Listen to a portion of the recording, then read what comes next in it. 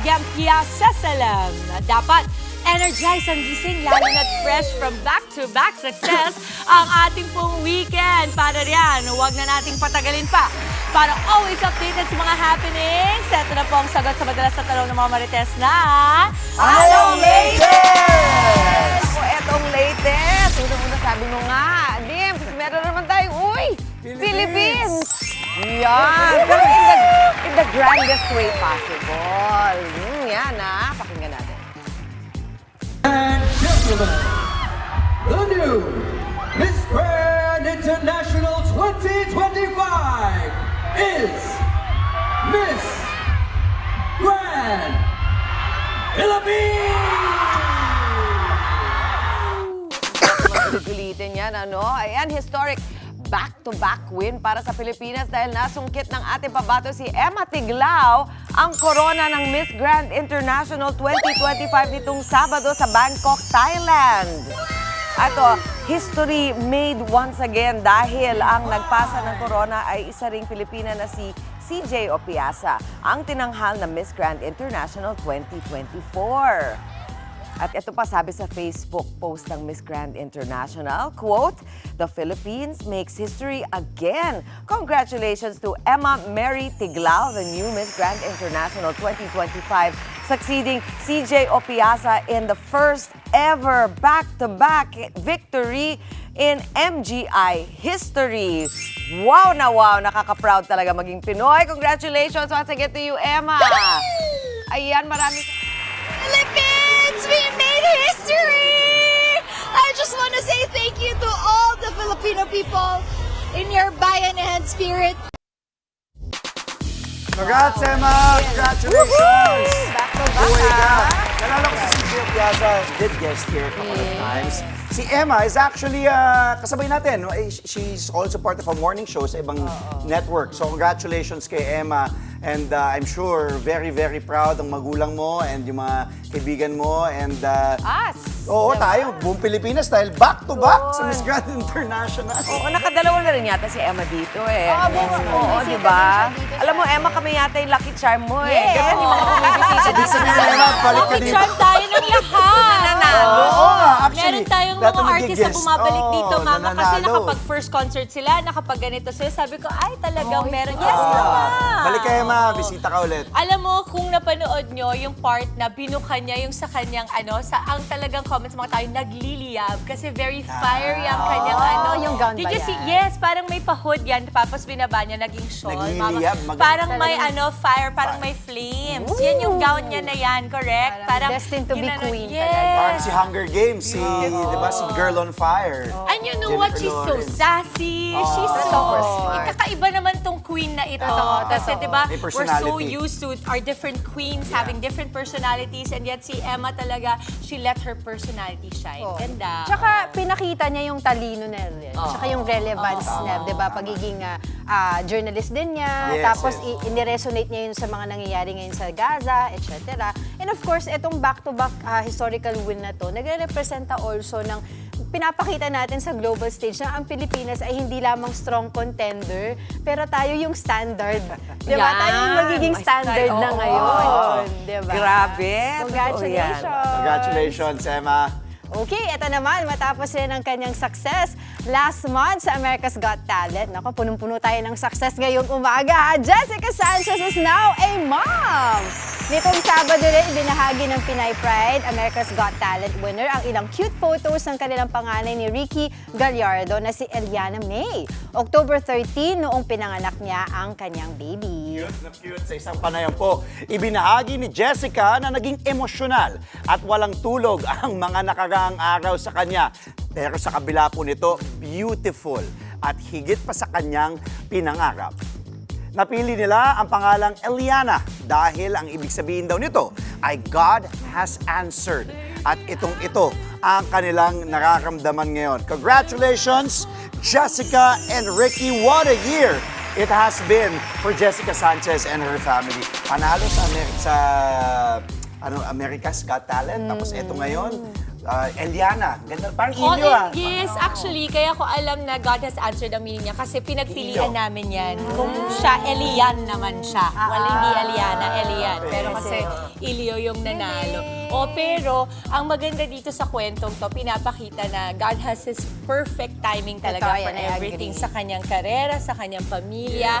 Hinog na ang success para kay Jessica. Ang maganda pa, the bigger success came later because this time, ito yung success na hindi nababayaran ng kahit na anong numero. Yes! Ito yun, yung success na makita mo ang little tiny you and Diba? your hobby. I wonder pa paano isinilang yung baby nung umiyak siya, kumanta na agad. Ano na nga, di ba? Hindi umiyak.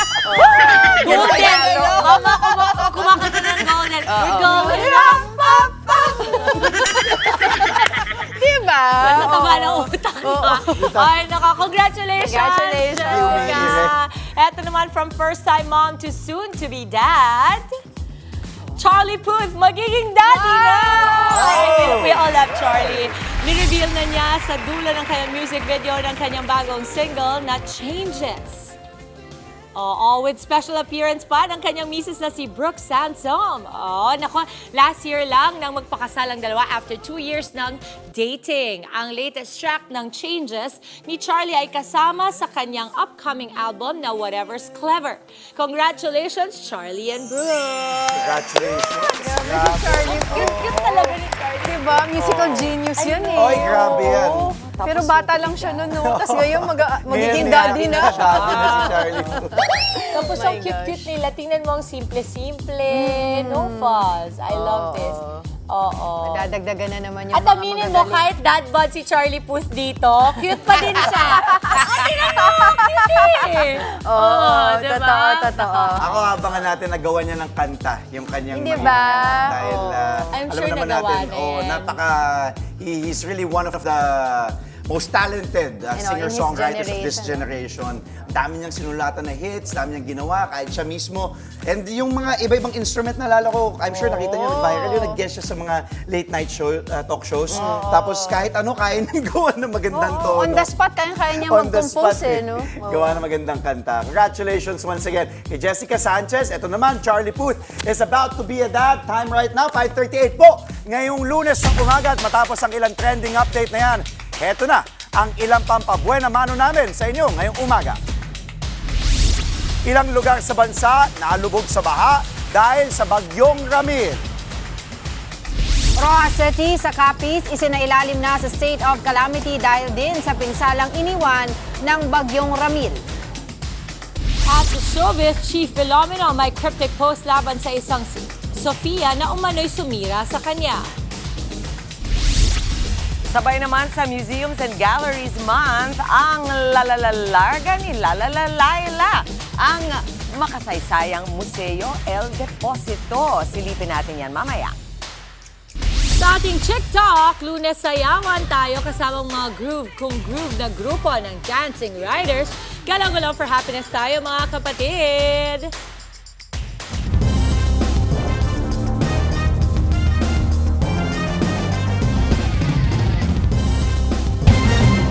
Bangon-bangon na po mga kapatid, nakita na po ang front lines sa umaga. Nalubog sa baha ang ilang lugar sa bansa dahil sa bagyong Ramil. Ang ilang residente kinailangang sagipin sa kanilang mga bahay sa kasagsagan ng pananalasan ng bagyo. Nasa frontline po ng balitang yan si Ian Suyo. Unti-unting nilamon ng tubig baha ang sasakyang Gaylawaan sa Rojas City, Capiz. Nagmistulang ilog na kasi ang kalsada dahil sa pagbaha. Naging pahirapan din ang pagdaan ng mga pampasaherong bus at iba pang sasakyan. Sa Barangay Lonoy naman, hindi na rin makausad ang ilang sasakyan dahil sa rumaragas ang tubig. Tumirik ang isang van sa bahaging ito ng kalsada. Nagkasa naman ang rescue operation ng mga lokal na pamahalaan para mailikas ang mga apektadong residente. Isinama na rin nila sa paglikas ang kanilang mga alagang hayop. Sa bayan ng Daram Samar, nagmistulang ilog na ang lugar na ito dahil sa rumaragasang baha. Napilitan na rin gumamit ng lubid ang ilang mga residente para makatawid sa baha. Delikado kasi ang lakas ng agos ng tubig.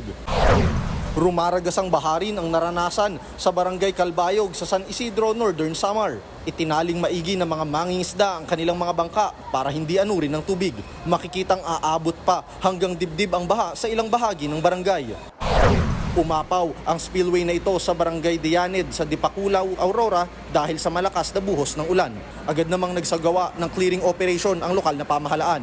Passable na para sa mga light vehicle ang kalsada malapit sa spillway. Nagbabalita mula sa Frontline, Ian Suyo, News 5. Nagdeklara ng state of calamity ang Rojas City Capiz dahil sa pinsalang iniwan ng Bagyong Ramil. Inaprobahan ng Sangguniang Panlungsod ng Rojas City ang deklarasyon ng state of calamity. Dahil dito, magagamit ng lokal na pamahalaan ang emergency funds nito. Ipatutupad din ang price freeze sa mga pangunahing bilihin. Ayon sa CDRRMC, naitala ang malalang pagbaha sa ilang barangay at nawala ng tirahan ang maraming residente. Nagsuspindi na po ng klase ang ilang lokal na pamahalaan dahil sa masamang panahong dala ng Bagyong Ramil. Walang pasok sa lahat ng antas sa mga probinsya ng Bataan at Cavite, pati na rin sa Rodriguez Rizal, Kalumpit, Bulacan at Dingalan, Aurora. Suspendido rin ang klase sa ilang lugar sa Pampanga, gaya ng Angeles City, Arayat at Bacolor. Gayon din sa San Fernando, Mabalacat City, Magalang, Mexico at Santa Ana. Wala ring pasok sa ilang bayan sa Zambales gaya na lamang ng Candelaria, Castillejo at Subic. Pati na rin sa maraming lugar sa Pangasinan gaya ng Alaminos City, Aguilar at Bayambang. Damay rin sa suspensyon ng ilan pang bayan gaya sa Binmalay, Bugalyon. Pati na rin po sa Poso Rubio, Rosales, San Carlos City at San Fabian. Wala rin pasok sa ilang lugar sa Occidental Mindoro at Capiz. Pinsala naman po ng lindol ang dahilan ng suspensyon sa lahat ng antas sa Lapu-Lapu City, Cebu at Cantilan, Surigao del Sur. Nagsuspende naman ng klase sa lahat ng antas ang Lucena City, Quezon at 13 Martires, Ternate at Indang, Cavite. Bilang pag-iinat daw sa malatrangkasong sakit. Wala naman pong pasok sa preschool sa Tayug, Pangasinan dahil sa masamang panahon. Mula preschool hanggang senior high school naman ang suspensyon sa ilang lugar sa Pangasinan gaya sa Asingan, Basista at Calasiao. Pati na rin po sa Cabanatuan City at Nueva Ecija. Samantala, 2 na po ang napaulat na nasawi dahil sa Bagyong Ramil. Base sa datos ng NDRRMC, bukod sa 2 casualties, may 2 ring nawawala. Pareho pang sumasailalim sa validation ang mga bilang na yan. Halos 12,000 pamilya naman ang inilikas dahil po sa bagyo. Katumbas yan ng higit 26,000 individual. Higit 3,006 pasahero ang stranded sa Pantalan. Halos 60 pantalan naman ang apektado ang operasyon dahil sa bagyo.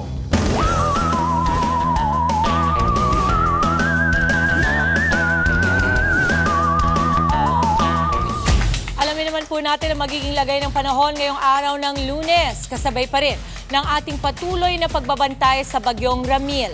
Alin nga bang mga lugar ang aasahang mas uulanin ngayon pong araw? Kasama ang ating resident meteorologist, Weather Tito Alvin, na laging may panahon para sa iyo. Tito Alvin?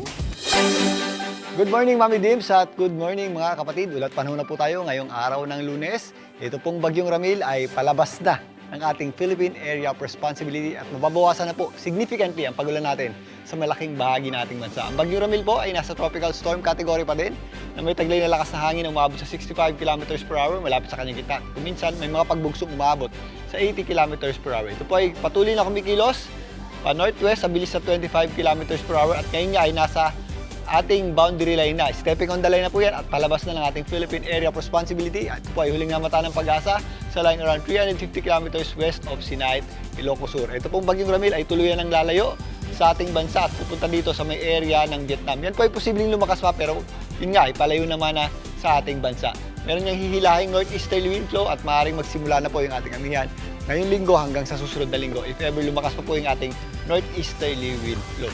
Ito pong Bagyong Ramil Dahil nga palabas na, yung kanyang trap ay bahagya pong sumasayad na lamang dito po sa eastern, dito sa western section ng ating bansa.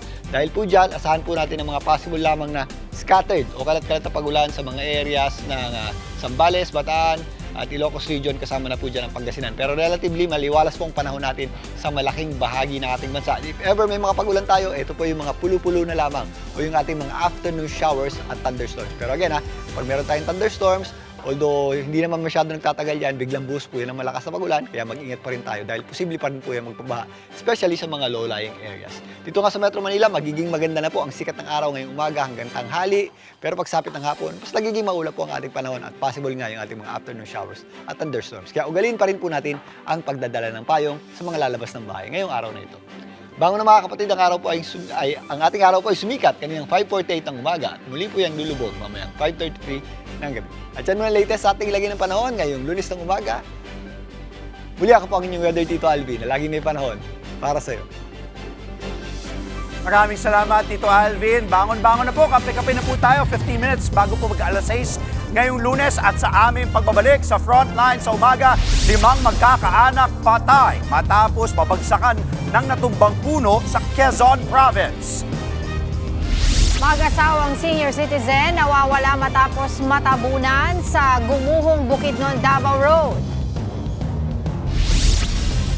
At cast ng Bad Genius the series, binagsa ng fans sa kanilang mall show. Marami pa po tayong baon para sa masiksik pa na umaga. Tutok lamang po sa inyong paboritong Morning Kasalo. Ito ang Good morning, kapatid!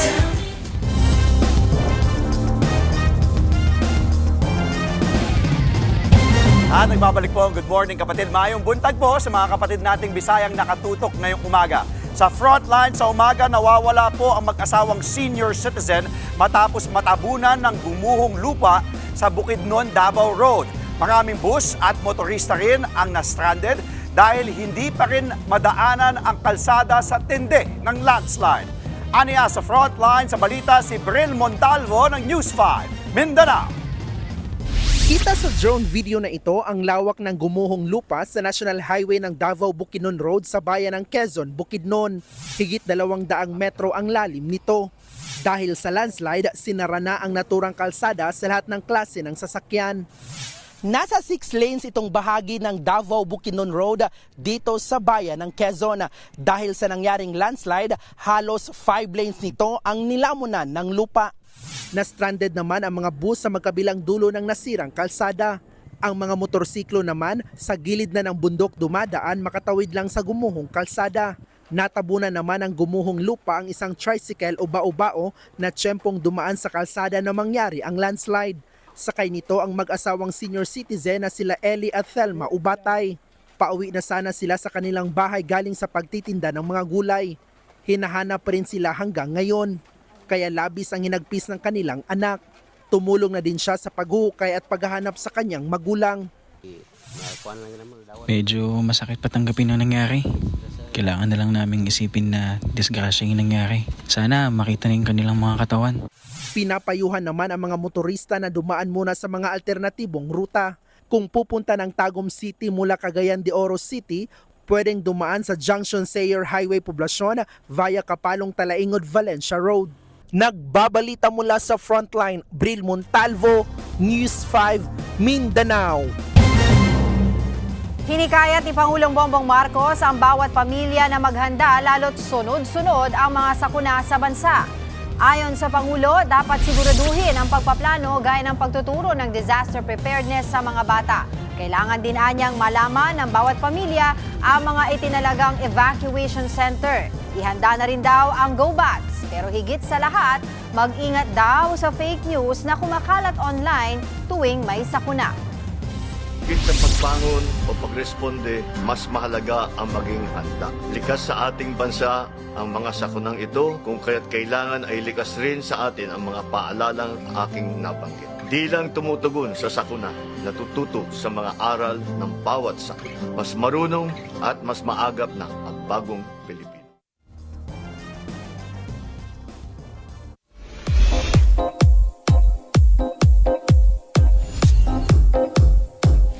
Pumalag si si Chi Filomeno sa isang Sofia na nanguna raw sa paninira sa kanya.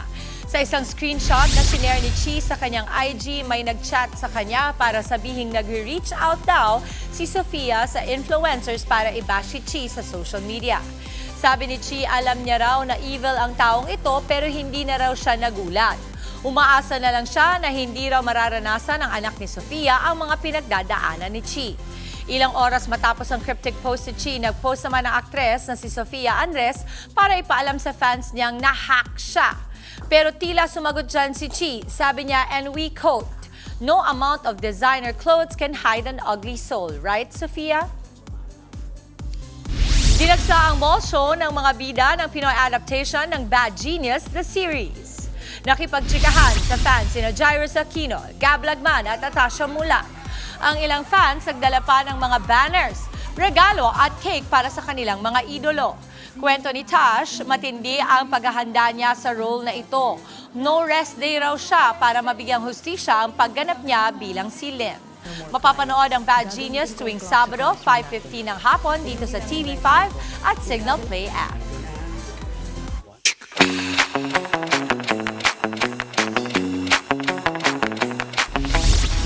Mga kapatid, usapang trapiko naman tayo. Tumugon na nitong nakaraan ang LTFRB at DOTR sa issue ng kakulangan ng masasakyan dyan sa may Commonwealth, Quezon City. Ang solusyon nila, 500 dagdag na special permits para sa mga bus. Ang tanong, may epekto na kaya ito? Yan ang alamin natin mula sa ating traffic. Tito Mondi, Tito Mons, happy Monday to you. Ano, mas mabilis na nga bang makakasakay dyan? 500 na permit ang dinagdag?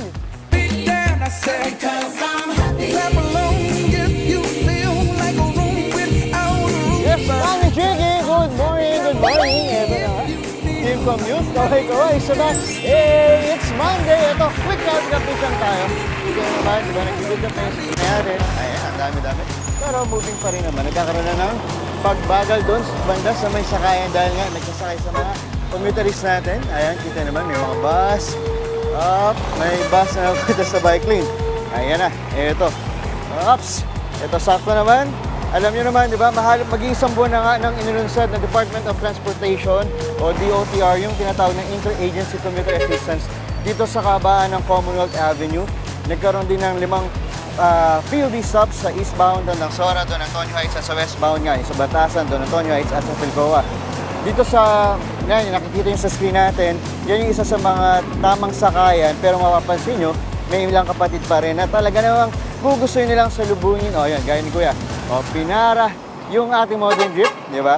Kesa mag-abang sa tamang sakayan. Naalala ko nung nilaunch itong Interagency Commuter Assistance, mga 5 a.m. pa lang, talaga may mga traffic enforcement na mula sa Philippine Coast Guard, MMDA, LTO at lokal na pamahalaan. Pero ngayon naman, consistent naman sila dahil doon banda sa unahan ay meron pa rin mga nakatalaga. So, very good sila. At kung matatandaan nyo din, halos 4,000 public utility vehicle na may prangkisa papunta o parutang Commonwealth, pero ayon sa DOTR noon, wala pa nga daw sa kalahati yung bumabiyahe. Pero makikita nyo rito talaga, marami pa rin talaga nag-aabang. It's either na traffic yung sasakyan nila o kulang pa rin yung sasakyan. Kaya naman, marami pa rin dito na nakaabang. O, di ba? Yan lang muna. Yan muna natin morning biyahe. Traffic update. Back to studio. Maraming salamat sa iyo, Tito Mondi, na parang may something new kay Tito Mondi. Ano ba yun? Nagpagupit ba yun? O iba bagay naman. Magandang pambungot sa ating Monday. Babalikan ka namin mamaya, Tito Mondi. Oo, bagong tasa. Abangan po natin mamaya, mga kapatid. Yuse Claire Castro, binweltahan si VP Sara na kumukwestiyon sa pagbuo ng Independent Commission for Infrastructure o ICI. At sa Larga, ngayong Museums and Galleries Month, i-explore ni Laila ang El Deposito sa San Juan. Sa On The Go naman po, swak sa maulan na panahon, wonton noodles na may pare-sarsa. Bay, ibibida yan ni ating Eat Girl, Maui live na live sa Caloocan. Huwag po kayong alis, mga kapatid. Magbabalik pa po ang inyong paboritong Morning Kasalo. Ito ang Good Morning, kapatid!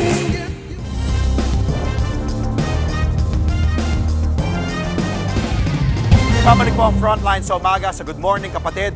Alas 6 na po ng umaga ngayong Lunes. Sugatan ng isang babae sa lawang Northern Samar matapos tagain ng sarili niyang anak. Base sa investigasyon, kauuwi lang ng mag-ina nang bigla na lang nanaga ang 35 anyos na sospek. Nagawa namang iwasan ng biktima ang mga sumunod pang pananaga at nakahingi ng saklolo sa mga kapitbahay. Natamaan sa tenga ang 58 anyos na biktima. Ayon sa mga pulis, may problema umano sa pag-iisip ang suspect. Naaresto siya sa isang hot pursuit operation pero hindi na inireklamo ng nanay. Nagpapagaling na rin ngayon ang biktima dahil sa tinamong sugat. Sa iba pang balita, binweltahan ng Malacanang si Vice President Sara Duterte matapos itong questionin ang pagbuo sa Independent Commission for Infrastructure o ICI. Ayon kasi sa bise, hindi na raw dapat pa naglunsad ang Independent Commission ng Office of the President. Ginamit na lang daw sana ng Pangulo ang kanyang confidential funds para sa isang internal investigation. Pero sagot dyan ni Palace Press Officer Under Secretary Claire Castro, ano raw ba ang alam ni VP Sara sa pagpresenta ng mga tunay na ebidensya na hindi peke at gawa-gawa lang? Tanong pa ni Castro sa bise, may kinatatakutan ba si VP Sara na mabunyag sa investigasyon ng ICI? Ayon pa kay Castro, kaawa-awa ang mga taong maturingang o naturingang public servant pero puro haka-haka lang ang sinasabi para makapanira sa gobyerno.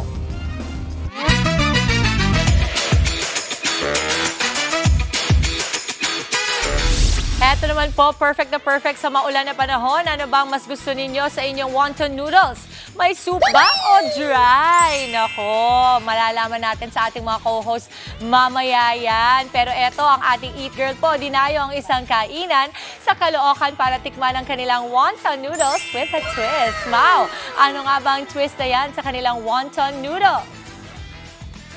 Morning!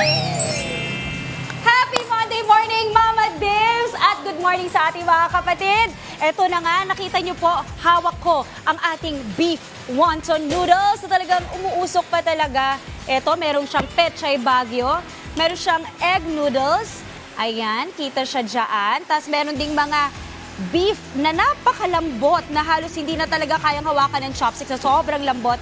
At ito yung kanilang pork wonton na napakasarap din. At ito na nga, uunahin natin ang pagtitikim kasi gusto ko nang malaman ano nga bang lasa nito, no? At yan, magsisimula tayo sa sabaw. At ang maganda dito, Mama Dips, ang kakaiba dito ay merong pares sauce, yung kanilang beef wonton noodle soup. So yan, manamis-namis. Oh my gosh, sabaw pa lang, napakasarap na. Okay, para pag-usapan po ang kanilang napakasarap na beef wonton noodles na may pares sauce, makakausap po natin ngayong umaga si Sir Pompom! Good morning! Kita nyo, busy-busy ang Sir Pompom natin ngayong umaga kasi nga naman, tingnan nyo, dito niya nire-ready ang kanyang mga beef wonton noodle soup. Nandito po yung kanilang pork wonton. Ito yung mga beef na I'm sure matagal niyang pinakuluan. Tapos ito po, nire-ready niya na yung kanilang mga bowls na meron na ring egg noodles, pechay bagyo, and spring onions. Ano? Okay, sir, pakita nyo sa amin paano nyo ginagawa yan. Bali, ito po meron na pong na-prepare. Lalagyan po natin ng pares sauce. Ito yung binibida natin mga kapatid, yung kanilang pares sauce na manamis-namis. Lalagyan po natin yung karne po. Okay. And pag nalagyan po, tsaka po natin siya sasabawan. Okay, ayun yung sabaw. Yung sabaw, saan pinakuluan yan, sir? Sa buto-buto po. Buto-buto. Okay, panalo. Kaya pala sobrang malasa, ano. Yun. Oh my gosh. So nakita niyo mga kapatid, naghalo po yung pares sauce at yung kanilang sabaw. Kaya talagang malasa. Opo. Okay. Tapos po lagyan po ng spring onion. Spring onion. Okay. Okay, Tsaka sir. po fried garlic. Okay. Ayan. Okay, sir. Napakasarap. Ready na ako at excited na ako tikman ng mas, kumbaga, ng mas antagan yung mas detalyado yung tikim ko kasi eto, magkakaroon na tayo ng beef, pork wonton. At ang maganda dito mga kapatid, nagsisimula sa halagang 155 ang kanilang beef wonton noodle soup. Tama po. Pero kung kung wonton lang, Pag wonton lang po siya, 75 pesos. O, di ba, pwede na magtrabaho dito. Minemories ko talaga, Sir Popong, yung kay inyong mga presyo. Kasi natuwa ako, murang-mura at abot kaya po. Opo. Okay, Sir Pompom. Hindi ko na patatagalin. Punta Sige na po. tayo sa table. Sige po. Okay, samahan niyo ako. Dadalhin ko tong napin-repair ko dito na beef wonton noodle soup. Ayan. Actually, tinatry ko siyang palamigin ng konti kasi naman ang hirap kumain pag talagang sunog na sunog talaga yung init niya, makakasunog ng dila. Okay. Ayan, at syempre, meron tayong Tikim Squad for this morning! Hello guys, good morning. Anong name nila? Anix po. Ah? Anix. Anix and Charles po. Charles, okay. Mga madalas kayong kumain dito. Okay, ito ang pa-challenge natin. Well, hindi naman challenge. More of meron akong task para sa inyo. Titikman natin to, tapos i-rate natin kung pang ilan, 1 to 5, 5 being the highest, anong rating nyo, okay? Alright, let's eat! Ayan na, tikiman time! Ito na yung favorite part ko talaga sa on the go eh. Ayan, oh my gosh, look at this. Oh my God, look at the beef talaga. Ang lambot. Oh, halos hindi na siya makuha ng chopstick ko sa sobrang lambot niya. Oh my God. Ang lambot. Gano'ng katagal yun yung pinapalambot yung beef? Nasa 3 hours po. 2 to 3 hours po. Kaya pala. Okay, tas eto na. Ang kanilang egg noodles na gusto ko yung texture kasi very firm siya. Hindi siya yung malabsak. Medyo ano siya, Fresh egg noodles. fresh egg noodle soup. Ay, panalo to. Kaya pala eh. Panalo. Tapos ito, mga kapatid, ito po, yung kanilang pork wonton. Apo. Sir, kayo talaga gumagawa nito? May gumagawa po para May gumagawa para sa inyo, pero freshly made talaga. Ayan. Umuusok pa. Ang sarap. Tingnan nyo. Diba? Siksik talaga yung laman niya. Tapos perfect siya na combination sa beef, sa noodles, sa sabaw na may pares na matamis-tamis. So, pwede pa rin itong lagyan ng mga chili oil. Apo, mas piniprefer po namin, sinasabi po namin sa mga kumakain na lagyan po ng kalamansi. Tsaka kung hindi naman po sila, kung sanay po sila sa maanghang, yung chili garlic po namin. Oh, ayun. So, maraming pwedeng options. Okay, ako ang gusto kong tanungin si Sir Anix, anong masasabi mo? Rated from 1 to 5, 5 being the highest. 5 po at mas mahigit pa kasi sabaw pa lang sarap na. Ay. Lalo na yung noodles. I love it. 'Di ba? Ano lang siya, simple lang siya pero 5 mas mahigit ang kanyang comment. Pero akala mo chill lang siya. Okay, thank you Sir Anix. Ikaw naman, Sir Charles, anong masasabi mo sa iyong Yung beef wonton? 5 5. hanggang 5 kasi masarap. Iba yung ano niya, yung kumbaga yung sa ibang mga mami, yung manipis. Oo. Iba, tsaka malambot yung ano, Oo. talagang baka niya. Mag-enjoy ka sa pagkain. Hoy, panalo. Okay, at saka maganda kasi dito mga kapatid, any time of the day, pwede nyo siyang ma-enjoy kasi you open at Nagbubukas po kami ng, Go nagbubukas lang. po kami ng alas 11 po ng umaga. hanggang Tapos, 3 a.m. Apa, hanggang alas 3 po ng madaling araw. Oh, ma'am. diba? Pero mas madalas pinakamaraming tao dito anong oras? Usually po pag 12 ng tanghali po, tsaka po mga 7 to 9 ng gabi. Apo, hanggang- Okay. Alam niyo ba mga kapatid, itong kanilang lugar dito, nag-start talaga sila sa bahay lang. Apo, sa Yan, bahay nag-start lang sila po. sa bahay, tapos may nag-post na vlogger na umabot ng millions of views. Kaya naman, ngayon talaga pinupuntahan na sila dito, di ba, Opo, Sir Pongko? opo. What a blessing. Opo, salamat po sa Ayan. Diyos. Okay, mga kapatid, alam niyo na ha, kung kayo naghahanap ng masasarap na beef wonton noodle soup na may kakaibang twist, no? Meron tong pares sauce. Saan kayo mahanap, Sir? Mawahanap po kami sa number 9 General Tinio, Morning Breeze, Caloocan City. Pwede nyo naman pong i-Waze or i-Google Map, ilagay Okay. po. Napipin naman po, 1-2 na ni Pompom, MCU Morning Breeze. Okay, then pwede rin pong magpa-deliver. Apo, pwede rin po sa mga delivery app po, Apps, pwede po oo. sila magpa-deliver po. Oo, okay, perfect. Kasi pag ganyan talaga, di ba, kahit sabaw, lalo na kung malapit lang, talagang darating sa inyo na mainit na Apa. mainit. Dito pa lang sobrang init na. So pag dumating sa kanila, mainit. Sakto lang, no? Okay. Sir Pompom, maraming Thank you po, ma'am. salamat. Salamat po, salamat At po. of course, sa ating Tikim Squad for this morning, thank you so much na mas mahigit pa sa 5 ang rating. Okay, mga kapatid, alam nyo na, masasarap na beef wonton noodles sa may pares sauce. Dito lang po yan sa 1-2 na ni Pompom. Okay, ubusin na namin to. But for now, back to the studio. Wow! Pakasarap naman ng breakfast club nyo dyan, Mau. May mga tropa ka na kagad. Mama, kayo sa wonton, anong gusto mo? Dry or soupy? Hindi, ganitong tanong. What do you want on your noodles? Ang sagot ko dyan, ang sagot ko dyan, ang sagot ko Lunes dyan. pa lang. Ang sagot ko dyan, 1, 2, 3. Siyempre, hindi na sana. maanghang. Alam mo, sa araw talaga ng Lunes, nagigigil ako dito. Dalawa kami, At saka, ah. pero alam mo kay Mama, parang okay naman ako. Bias ka! Sabi ko talagang, oy, pero ikaw, nako, may apat ka. Ano? Hindi ako nakaisip nun, ha? Ayusin mo. Ayusin mo kung ayaw magbasa ng kape ang damit mo. Ano? Gusto niyo ng jokes ni Angela? Ano? Naku, nag-guys ka pa ng ano? Nag-iisip ako ng backstory. Marami kasi want to sawa. Gunan niyo ako. Higilan mo. Pero thank you kay Pompom. Sa South Caloocan po yan, sa Tino Street. Kay Maui. Pompom. Thanks, tayo po. Ma. Sa Wonton. Want to sawa yan. Sa Wonton.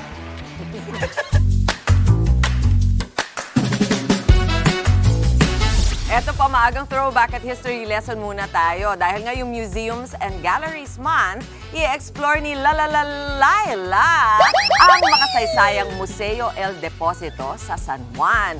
Laila, alam mo, hindi ko alam na meron palang Museo El Deposito. Ayan, kwentuhan mo naman kami kung ano ba ang meron dyan. Good morning. Mami Chicken! Good morning sa inyo! Good morning, kapatid! Nako, sorry, medyo maingay. Baka mabulabog ang mga... Baka mabulabog yung mga katipunero. Huy, very historical tayo ngayong Lunes kasi nga nandito tayo sa San Juan City dito sa Pinaglabanan Shrine dahil ang larga ng ating DOOTD o ang ating Duster of the Day ay dito sa Museo El Deposito. Yung nasa likuran ko, gaganyan-ganyan lang, pero alam nyo ba na ito ang water reservoir ng buong Metro Manila noon? O hindi ba? Pero kwentuhan tayo kung bakit historical ang nasa likuran ko. Actually, ito nga yun isa sa mga aqueduct na tinatawag. Masyadong technical, Siguro mas maganda tawagin na natin yung ating makakausap mula sa National Historical NHCP, National Historical Commission of the, tama ba, sir? of the Philippines. Medyo maaga pa. Nagbakel-bakel pa si tita. Sir Janelle, ayan, Sir Janelle Rabusa, ang ating shrine curator. Sir, kwentuhan mo muna kami, ano ba itong nasa background natin? Bali, nasa background natin, ito yung dating imbakan ng tubig ng Maynila noong 19th century. Kumbaga, dito muna iniipon yung tubig ng Manila before po i-deliver siya sa mga households noong panahon ng Kastila. Uso na po yung mga tubo rin nun? Yes, uso na rin siya. Pero yung mga pang-public, kumukuha sila sa mga mismong hydrants. Tapos yung mga commercial buildings, yun yung may direct line sa tubig. So parang igib-igib pa rin. Yes. Pero ano siya, kumbaga, nililinis, pinupurify para hindi magkaroon ng cholera. Yes. Tama ba, sir? Yes, exactly. Sir, itour mo ako habang, Sure, sige habang po. nagkikwentuhan tayo kasi paano po ba nangyari nito? Before kasi, ang itsura nito ay hindi ganito. Tama po ba? Ito ay, ano bang tawag natin? What do you call this? Inano natin siya, Binuta. yun. Yes, oo. Kumbaga parang binuhay natin siyang muli, Oo. hindi para pag-imbakan ng tubig, kundi para masilip ng mga bisita kung ano yung itsura ng ating water reservoir. Medyo malamig, Opo. Malamig yung ano niya, yung klima dito sa bagay. Nasa ilalim tayo. po tayo. Kumbaga, sir, sa floor, pang ilang basement tayo ngayon? Kumbaga, nasa underground basement tayo. Kasi yung ilalim, it's around 7 meters deep. Mula doon sa pinakataas, pinakalupa doon sa taas sa may pinaglabanan Mga siya. basement 1 or basement 2? Yes, mga Nasa basement one. ilalim kami Yes. literal ng lupa. Ayan. Okay, sir. Ito dati ay yung lagusan mismo ng tubig. Yes, So, bali- ibig sabihin, itong buong lugar na to, puno to ng tubig Opo, dati. puno po siya ng tubig dati. Back then, Sige, sir, lakad tayo. Dati po, it could contain water around 56,000 cubic meters of water Wow! na kaya mag-supply sa 300,000 na katao noong panahon ng mga Kastila. I see. Tapos, sir, ano itong mga butas-butas na nakikita ko dito sa area na to? Bali, sir, ma'am, yung mga butas ito po yung mga additional galleries para mas maraming mas store na tubig. yung El Deposito noong panahon ng mga Kastila. Kasi nga po, gusto nila ma-maximize yung space ng buong ilalim po nitong El Deposito. So, ibig sabihin, sir, ito ba mga tunnels to leading to other passageways ng mga tubig? Bale, ito yung pinakadulo ng dulo ng pinaglabanan shrine. Kumbaga, ito yung pinakadulo nito yung sa may pinaglabanan street sa labas, yung kalsada doon. Tapos ito, ang pinakadulo nito, if you're familiar with the arena, there outside. Yes, sa stadium. Yes, doon, hanggang dulo yun. So, malawak siya. dire-diretso to, sir, yung ano ng tubig. Opo. Tapos may dalawang galleries na konektado sa isang tubo na kung saan doon manggagaling yung tubig. And then on this side, may tubo, dito naman ay exit ng tubig. Papunta ng Manila. O, lakad pa tayo, sir. Ano yung metal na yan na nakikita ko po? Ito po, bali, yung nasa gitna, these are exhaust fans we installed para at least pag pumasok po yung mga bisita, ano naman po siya, conducive naman po for the visitors. May kita din po sa taas yung mga butas. Okay. Ayan.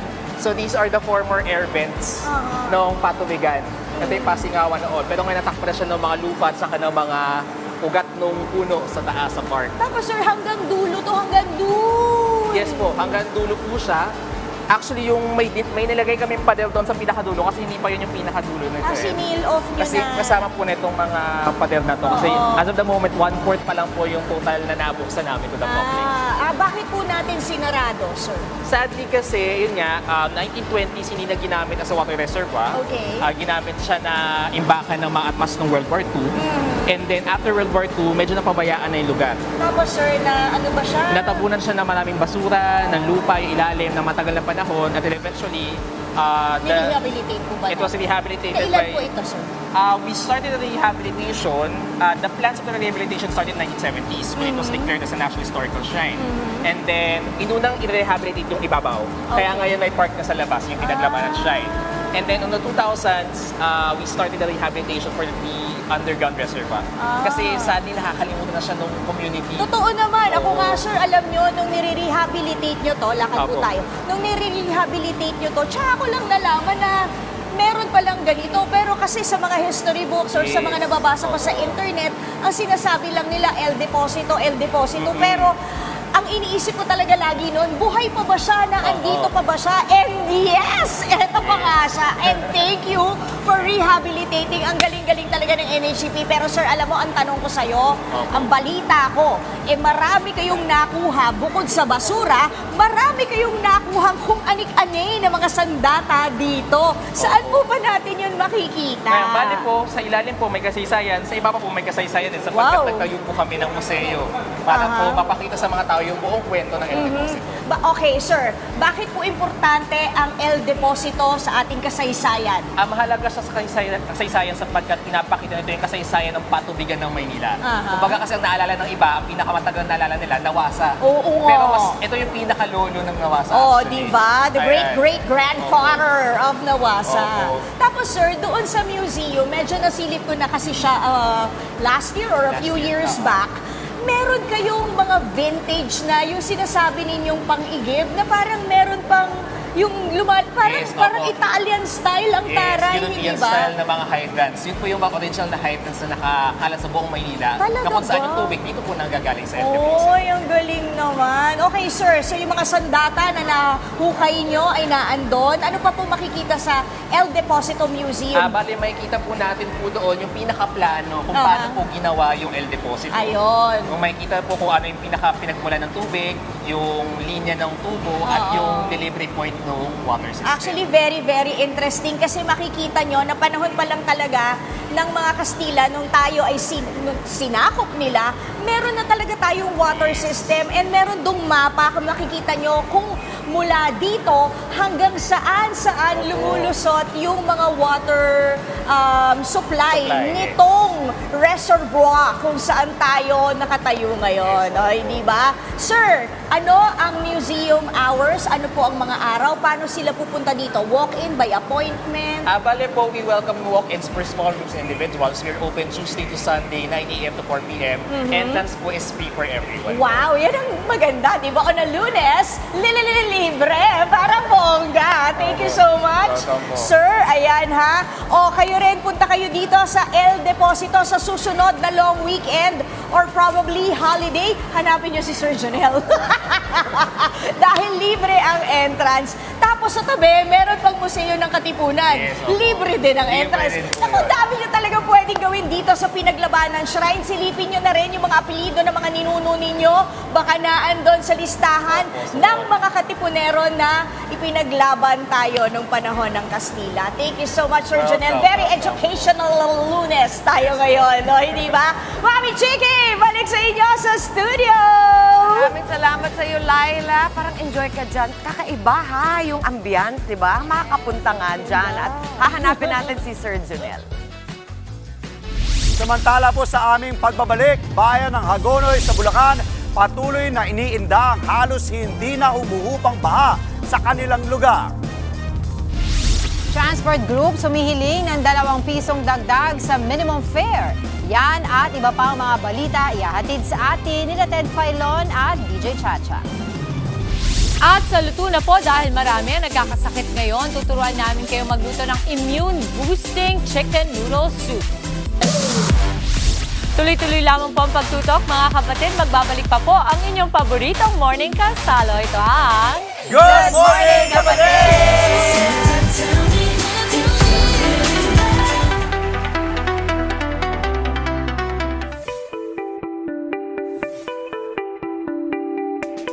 Mga kapatid, may importanteng paalala po ang Toyota Motor Philippines sa mga may-ari ng ilang modelo ng kanilang sasakyan. Nagpapatuloy po ang special service campaign ng kumpanya para ma-check ang inyong mga airbag inflator. Sakop ng service campaign ang mga front passenger airbag inflator ng Alfarda model na may production period mula May 2010 hanggang December 2012. Gayon din ang Corolla model mula May 2001 to August 2008 at April 2010 at October 2013. Para sa Vios, mula October 2006 to March 2007 at January 2009 to June 2013. Susuriin din ang front passenger airbag inflator ng Yaris model na may production period mula September 2005 to June 2013. Kailangan ding ipacheck ang driver side airbag inflator ng mga RAV4 na may production period mula July 2003 to April 2005. Kapag lumabas sa inspection na depektibo ang airbag inflator, ay papalitan ito ng libre ng authorized Toyota dealership. Mga kapatid, huwag po niyong baliwalain ang paalalang ito. Kapag hindi napalitan ang depektibong airbag inflator, imbis na gumana ng maayos ay maaari itong sumabog at magdulot ng injury o kamatayan. Muli mga kapatid, hinihikayat po ng Toyota Motor Philippines ang mga apektadong vehicle owners na ipasuri na ang inyong mga sasakyan para maiwasan ang disgrasya.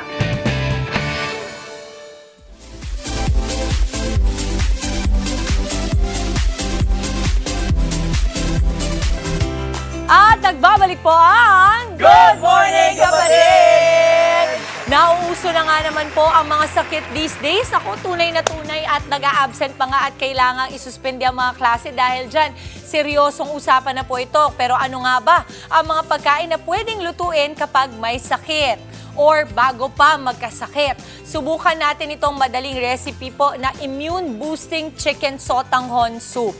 Makakasama rin natin ang ating resident morning doctor na si Doc Richard. Doc! Good morning! Ano to? Collab to, Mama. Health check at saka luto na po. May crossover. Doc, ipapaliwanag mo sa amin yung nutrients sa kailangan ng katawan nating mga tao, mga bata, lalong-lalo na kapag tayo ay may sakit. Ayan, syempre, unahin muna natin kasi ito mainit na sabaw, di ba? Syempre, kapag humigop tayo ng mainit sabaw, parang lumuluwag yung baradong ilong natin. Yung steam ba? Yes, oo. Totoo naman. At saka, sagana ito sa vitamins and minerals. So, halimbawa, etong bawang at saka sibuyas, meron yan antibiotic and antibacterial properties. Okay. Oo, tapos, etong carrots, meron niyang vitamin A. Etong cabbage, merong vitamin C. Tapos yung itlog, meron niyang vitamin D at saka meron din yan zinc, yes, protein. So nakakatulong talaga siya for immunity. Oo. So, pack na pack talaga tayo pack yan. today. O, sige. Eto nga mga sangkap, since nabanggit na ni Doc, uulitin lang natin. Bawang, sibuyas, chicken breast, tubig. Dre, kailangan natin ng water, tubig, paminta, patis. Meron na tayong patis dito. Aswete or anato powder. Oo, carrots. Meron na po tayong carrots. Cabbage, onion leeks. Opo. Fried garlic bits or tinusta na bawang. At boiled egg, ang paborito ni Mama Chicky. Excited ako dito sa recipe nito. Yes, Mama. Ang paraan po ng pagluluto, pinakuluan na po natin ang ating chicken breast at pagkatapos hinimay-himay na natin. So, ganito po dapat ang itsura niyan. Healthy pa kasi chicken breast na Yes, protein. may protein yan. Oo. Igisa ang bawang sibuyas, Dre. You got this. Doc, pakapakitaan ka ni Dre kung Sige paano nga, siya. sige. Ba't di na lang si Doc kaya magluto? Hindi. Di ba Ilocano din si Andre? Oo. Galing No magluto. oil ba, Ilocano. Dre? Oo, Ma'am. Huwag ka na Magulang ko. magmantika. Walang Oo nga, mantika. mantika. Sige lang. Mantika. Okay lang yan, okay lang yan. Grabe, nag-evil laugh tong isa dito. Isa lang. So, yung makatawa dyan. Alam Okay mo, na yan, yung tuyo pasta mo. Ano, masarap. Sabihin, kinabahan ka. Hindi talaga. Hindi, joke lang. Yan. Okay, Ito. kaya mo yan. Oo, sibuyas naman. Sino mo, hindi na siya nininip. Kahit Hindi na, may confidence na, Mama. Konti. Pero totoo yan ha, ako din pag masama pakiramdam ko, gusto ko lang lagi sabaw. So ayan, isa sa mga pinapaluto ko dati sa mama ko, ngayon sa bahay. At saka may din. comfort So, tanghon food tsaka. effect din That's siya. right. Pag kumain ka ng comfort food mo, parang ay okay na yung pakiramdam Alam mo, ko. tsaka, ang pagluluto ay language of love. Kagabi si Papa, binilutuan ako ng seafood boil. Napakasarap, Mama. Pabi! Oo, Papa B. Good morning, Papa B. Good morning to my Seafood love. Wow. Okay. Yan. Akin na to. O, sige. Oo. Diretso Tapos, ka dyan. Dre, susunod natin dyan ang chicken, no, bago masunog ang ating Mga onion bawang. and bawang sibuyas. Yan. Oo. Ikaw, nagpapa-impress ka kay Doc Richard, ha? Oo. Dok, sa ganito, anong the best ba to? Kailan ba to kainin? Dapat ba ito ay first meal kapag may sakit lang ba? Or pwede ba ito kahit wala ka pang sakit? Kailan ba to pwede? Kahit wala kang sakit, Mommy Teams, okay lang siya. Oo. Tsaka walang specific na time or day na kailangan mo siya That's kainin. right. Oo. Prevention, no, Doc? Oo. Pero pag may sakit talaga, sinasabi din natin sa Chicken mga bata, soup, uminom ng tubig. Hindi ko alam kung bakit. Ano ba yun, Doc? For hydration, Ma'am. Okay, dahil nade-dehydrate. Nade-dehydrate. Mas mabilis ma-dehydrate kasi kapag may lagnat. That's true. Ano po Kailangan susunod ibalik natin mo yung dito? mga nawawalang mga fluid. Wala pa. Okay. Mama, ito next, timplahan ng patis at paminta. Ayan. Okay. Ikaw ba mag-ano? Sige, Dre. Game. Andre, ito yung Sige, Mama. patis. Okay. Sige, ikaw na. Teka muna. Itong Oo, patis na. matipid naman siya. Fairness naman, Mama. Baka kasi ano rin yung kidney natin dyan. Okay, sige. Ayan, Yan muna. okay na yan, Mama. And pepper. Pepper. Ako bang magpe-pepper? Si ano na, Mama? Ah, Si Doc. Doc. Doc. Doc, ikaw. Para makita natin ang ano mo. Ang husay mo sa pagluluto. Salt and pepper. Okay. Gusto niyo ba ng mapaminta? Ay, okay na yan. Okay Sino na ba yan. tinatanong mo kung kami ni Angela? Go kami yan. Oo. Asin. Ay, isusunod natin, later na lang, Doc, kakapatis lang natin. Susunod natin ang chicken broth. Dahil wala pa yung chicken broth mismo, pwede yun yung mga pinaglagaan po ng bones. Pero kung wala po, pwede naman na tubig. Eto, may broth ba tayo? Saan? Hindi. Gusto nila yung sa chicken stock. Yun ba Wala nila? Oh, it's okay. We can Gagawa just ninyo ng, put it in. Meron tayong cubes. Ganyan. Tapos, ilagay na natin yung cube. Okay lang naman yun. Oo, iluto nyo na ng diretso dyan. Yan. Dre, durugin mo siya. Hindi mo sa tubig pero. Yan. Sa lubog na, nakalubog. Ayan. Tapos, ikutin mo, Dre. Sige lang. Dadagdagan ko pa ng water yan. Kasi sabaw yan eh. Chicken noodle soup.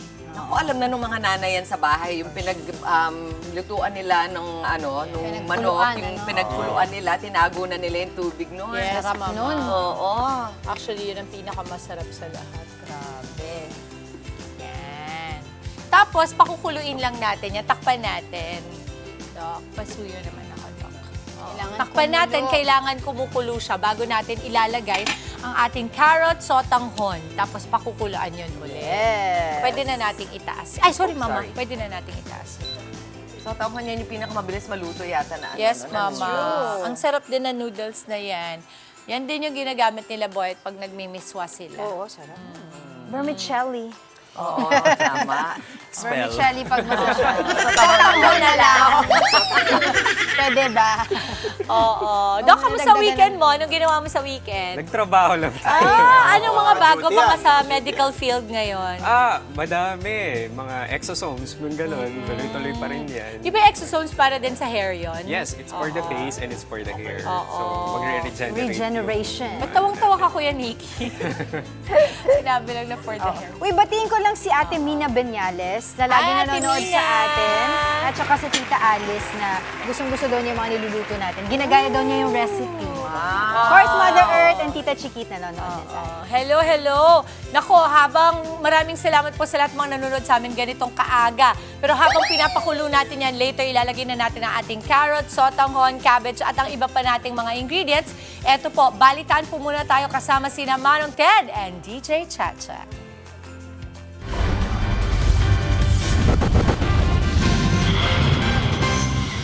No?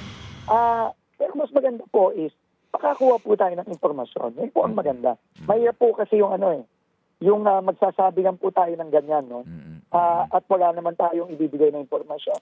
Sana po merong ganon. Para matulungan din tayo sa ginagawa natin sa DPWH. Opo. So sir, sa ngayon po na sitwasyon diyan sa DPWH, paano po ang inyong pakikipag-ugnayan sa inyong team dito po sa isyong ito ngayon? Tuloy-tuloy lang po ang trabaho natin, Sir Ted. Hindi po tayo pwedeng ma-distract sa mga ganito.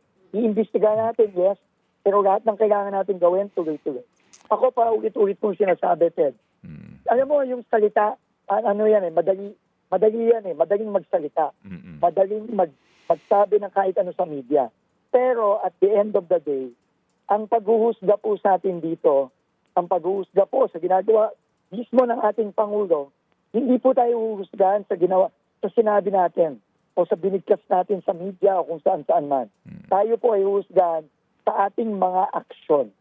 Sa ating mga aksyon nitong nakaraang isang buwan at sa ating mga aksyon sa mga susunod na linggo at susunod na buwan. Opo. So yung pong sinasabi natin na walang sisinuhin, walang sasantuhin, yung pong sinasabi natin gagawin natin reforma, talk is cheap po, Sir Ted. Huhusgahan tayo ng taong bayan dito. Hindi sa sinasabi natin kundi sa ating gagawin.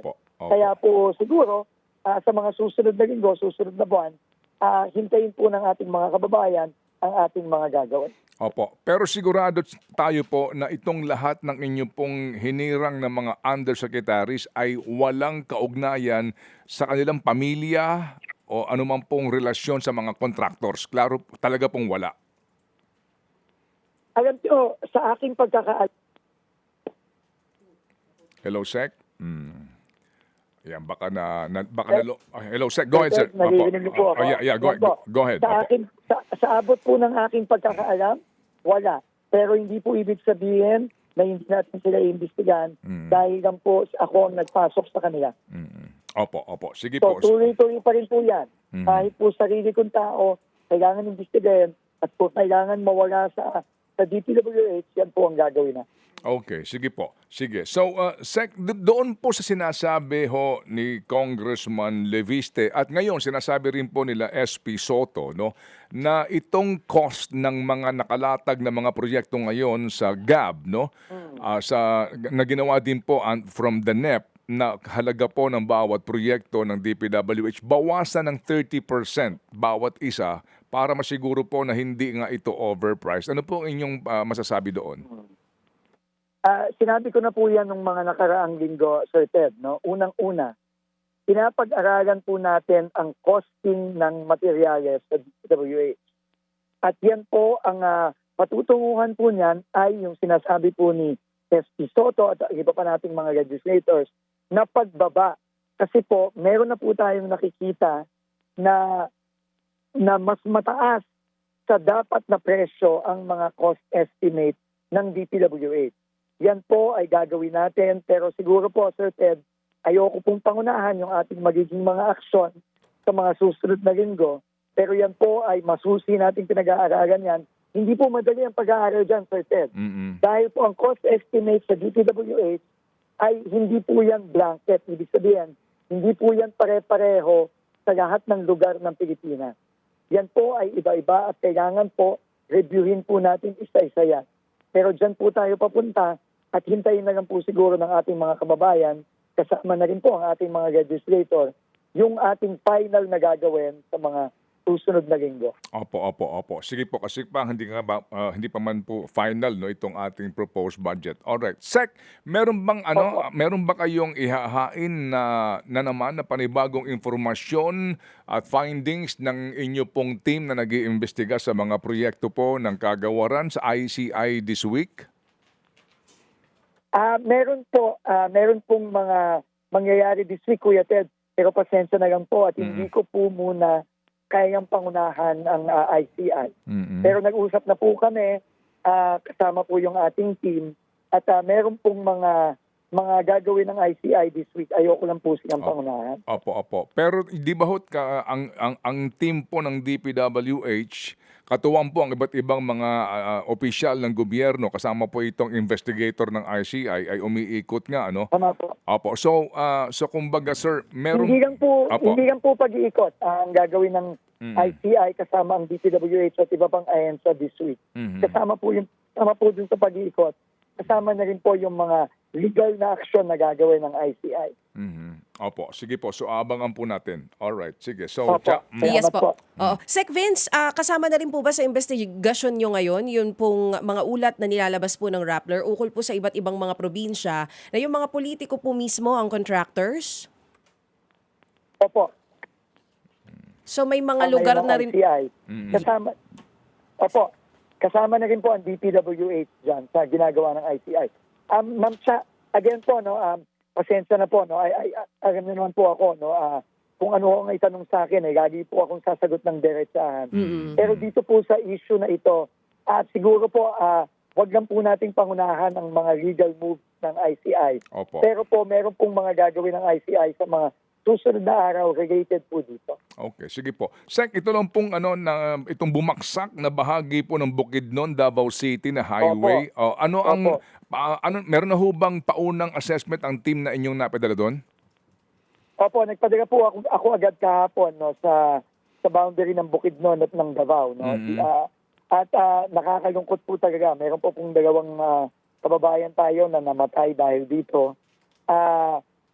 Pero ang initial assessment po, nagkaroon po ng aftershock yung Davao earthquake, nung gabi ng Sabado, if I'm not mistaken, o hapon ng Sabado. At ang initial assessment po, nagkaroon po ng landslide, dun sa ilalim ng kalye ng Davao Bukidnon Road, At yun po ang initial naging cost, yun po ang initial assessment. Pero pinapa-assess ko pa rin po sa ating mga engineers kung meron po bang naging issue structurally dun sa kalyeng ito. Ito pong kalyeng ito ay nung 90s pa po ito, o early 2000s, late 90s ginawa. So medyo mahigit 20 taon na itong kalyeng ito. Pero kailangan pa rin po nating tanungin, unang-una, kumusta ba ang maintenance ng road na yan? Dahil na 20-25 years na yan. Ikalawa, tingnan po natin, yun po bang mga safety, safety mechanisms ng road na yan, maayos pa po ba? Dahil na medyo matanda na itong kalyeng to, at nakita nyo naman po, itong kalyeng tuto ay tumatawid ng bundok, in between Bukidnon and Davao. So, parang pong Cannon Road yan, Kuya Ted, Ma'am Cha, So, kailangan nakikita naman po natin ang Cannon Road. At madalas pong medyo may mga pagguho sa ibang parte ng Cannon Road. So, kailangan pong pag-aralan po natin yan. At ako po mismo ay pupunta dyan either today or sa mga susunod na araw para po malaman ko talaga. At ikatlo, kailangan nating malaman ano ba ang pinakamabilis na paraan na safe para maisaayos natin ang kaling yan dahil critical road po yan connecting Central Mindanao to Davao, to Southern Mindanao. Opo. Sige po. Pero ngayon po naman, ito po ay passable po pero one lane lang.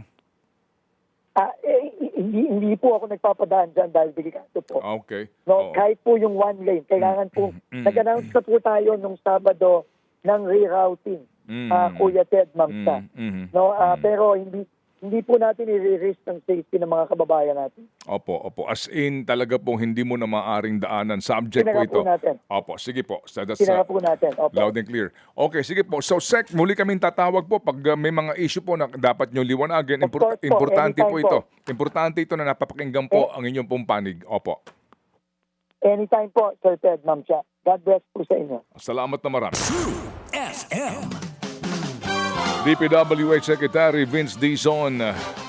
Good morning! Ito nga pong News 5 sa 105.9 True FM, RPTV, 1PH TV5 at maging sa True FM TV on Signal. Ito ang kalipunan ng mga pinakamalalaki at pinaka-importanting balitang dapat nyo malaman. Ako po si Ted Bailon. Ako naman po si Zarina Guevara. At sa ating pong pangunahing balita ngayon pong October 20, 2025. Palabas na po ng Philippine Air Responsibility ang ngayong umaga ang bagyong Ramil matapos nga pong manalasa sa bansa nito po nagdaang weekend. Huling namataan ang bagyo sa layong 350 kilometers kanluran po ng Sinait, Ilocos Sur. Tagle pa rin ito ang lakas ng hangin na abot sa 65 km per hour at bugso naman ng hanggang 80 km per hour. Sa ngayon po'y nakataas pa rin ang signal number 1 sa Ilocos Norte, Ilocos Sur, La Union, northern at western portions po ng Pangasinan, Abra at western portion po ng Benguet. Posible naman daw po lumakas pa ang bagyo habang nasa West Philippine Sea at maging severe tropical storm sa paglabas nito sa Philippine Area of Responsibility. Kaugnay ng balitang yan, suspendido po ang klase sa lahat ng antas sa ilang lugar sa bansa dahil pa rin sa pananalasa ng bagyong Ramil, lindol at maging dahil sa pagtaas ng influenza-like illness. Kabilang po sa nagsuspindi ng klase all levels ang buong lalawigan ng Cavite, Montalban at Rodriguez sa Rizal, Lucena City, Dingalan, Aurora, Hermosa at Orani sa Bataan at maging sa ilang bayan sa Pampanga at sa Tarlac. Suspendido na rin ang klase sa lahat po ng antas ngayong araw sa 20 mga bayan at lungsod sa Pangasinan. Kabilang po dyan ang mga bayan ng Aguilar, Basista, Bayambang, Binmalay, Bugalyon, Calasiao, Dasol, Labrador, Lingayen, Mabini, Malasike, Manawag, Mangaldan, Mga Tarem, Rosales, San Carlos City, San Fabian, Santa Barbara, Suwal at sa Urbis, Tondo. Wala na ring pasok sa lahat ng antas ngayong araw sa Lubang Occidental, Mindoro, ilang bayan sa Capiz, Lapu-Lapu City sa Cebu at Cantillan, Surigao del Sur. Samantala, pinaghahanda po naman ni Pangulong Marcos Jr. ang bawat pamilyang Pilipino ngayon pong sunod-sunod nga ang mga sakuna sa bansa. Mungkahi po ng Pangulong Da Jr., magplano po raw ang bawat pamilya sa mga hakbang kapag po mayroong sakuna. Alamin daw ang evacuation centers, makipag-ugnayan sa mga kapitbahay at turuan daw ang mga bata sa disaster preparedness. Ihanda rin daw po ang go bag sa bawat tahanan. At higit sa lahat daw po ay mag-ingat sa mga fake news na kumakalat online tuwing merong kalamidad. Manatili daw pong makinig sa mga abiso ng lokal na pamahalaan at ilang pang government agencies. Higit sa pagbangon o pagresponde, mas mahalaga ang maging handa. Likas sa ating bansa ang mga sakunang ito, kung kaya't kailangan ay likas rin sa atin ang mga paalalang aking nabanggit. Di lang tumutugon sa sakuna, natututo sa mga aral ng bawat sakuna. Mas marunong at mas maagap na ang bagong Pilipino. Mas marunong dapat mas maagap na ang bagong Pilipino. Yan po ang tinig ni Pangulong Bongbong Marcos da Jr. Umabot naman po sa halos 8,000 pamilya ang inilikas dahil pa rin sa pananalasa ng bagyong Ramil. Katumbas po yan ng higit 22,000 individual. Pawang mga taga Calabarzon at Bicol Region ang mga pinalikas. Higit 3,000 pasahero rin ang stranded sa mga pantalan. Halos 40 pantalan kasi ang nagkansela ng biyahe dahil pa rin sa bagyo. Samantala pa rin, paubaya naman daw po ng Health Department ang desisyon sa mga lokal na pamahalaan kung dapat bang gawing mandatory ulit ang pagsusuot ng face mask sa Metro Manila. Ito po sinasabi ng DOH kasunod nga po ng desisyon ng lalawigan ng Quezon na gawing mandatory ulit po ang face mask sa mga indoor settings at outdoor area na hindi nasusunod ang physical distancing. Paliwanag po ni Governor Helen Tan, Ipinatupad po ang naturang kautusan bunsod po ng pagtaas ng kaso ng mga nagkakaubo, sipon, influenza-like illness at severe respiratory infections. Ayon po naman sa DOH, may kapangyarihan ang mga LGUs sa ilalim po ng umiiral na batas na magpatupad ng mga hakbang para sa kalusugan ng kanilang mga nasasakupan. Sa ngayon po, pinayuhan nila ang publiko na mag-face mask at laging maghugas ng kamay para hindi mahawa at makahawa ng mga sakit. Balita naman po mga kapatid sa lalawigan. Binahapong ilang lugar sa bansa dahil sa walang patid na pag-ulan, dulot pa rin ng bagyong Ramil. Sa bayan po ng Daram sa Samar, nagmistulang ilog ang isang lugar dahil sa rumaragas ang baha. Napilitan na rin gumamit ng lubid ang ilang residente para makatawid lamang sa baha. Delikadong lakas ng agos ng tubig. Ganyan din ang naranasan sa Barangay Calbayog, dyan po sa San Isidro, Northern Samar. Ang mga mangingisda, itinali ang kanilang mga bangka para hindi anurin ng tubig. Sa Eastern Samar, 2 mangingisda ang napaulat po na nawawala sa bayan ng San Julian at Sulat. Pumalaot sila nitong Sabado ng madaling araw at hindi pa rin daw nakikita hanggang sa ngayon. Ang tindi nung baha doon sa Daram, ano? Alam mo, ilog na rumaragasa talaga. Ang taas at ang lakas po ng agos. Samantala pa rin, 5 ang patay matapos nga po madaganan po naman ng puno ng buli ang isang bahay sa barangay Kawayanin sa Pitogo sa Quezon. At ayon sa investigasyon, bumaksak ang puno sa kasagsagan po naman ng malakas na hangin. Natutulog ang pamilya nang mangyari po ang disgrasya.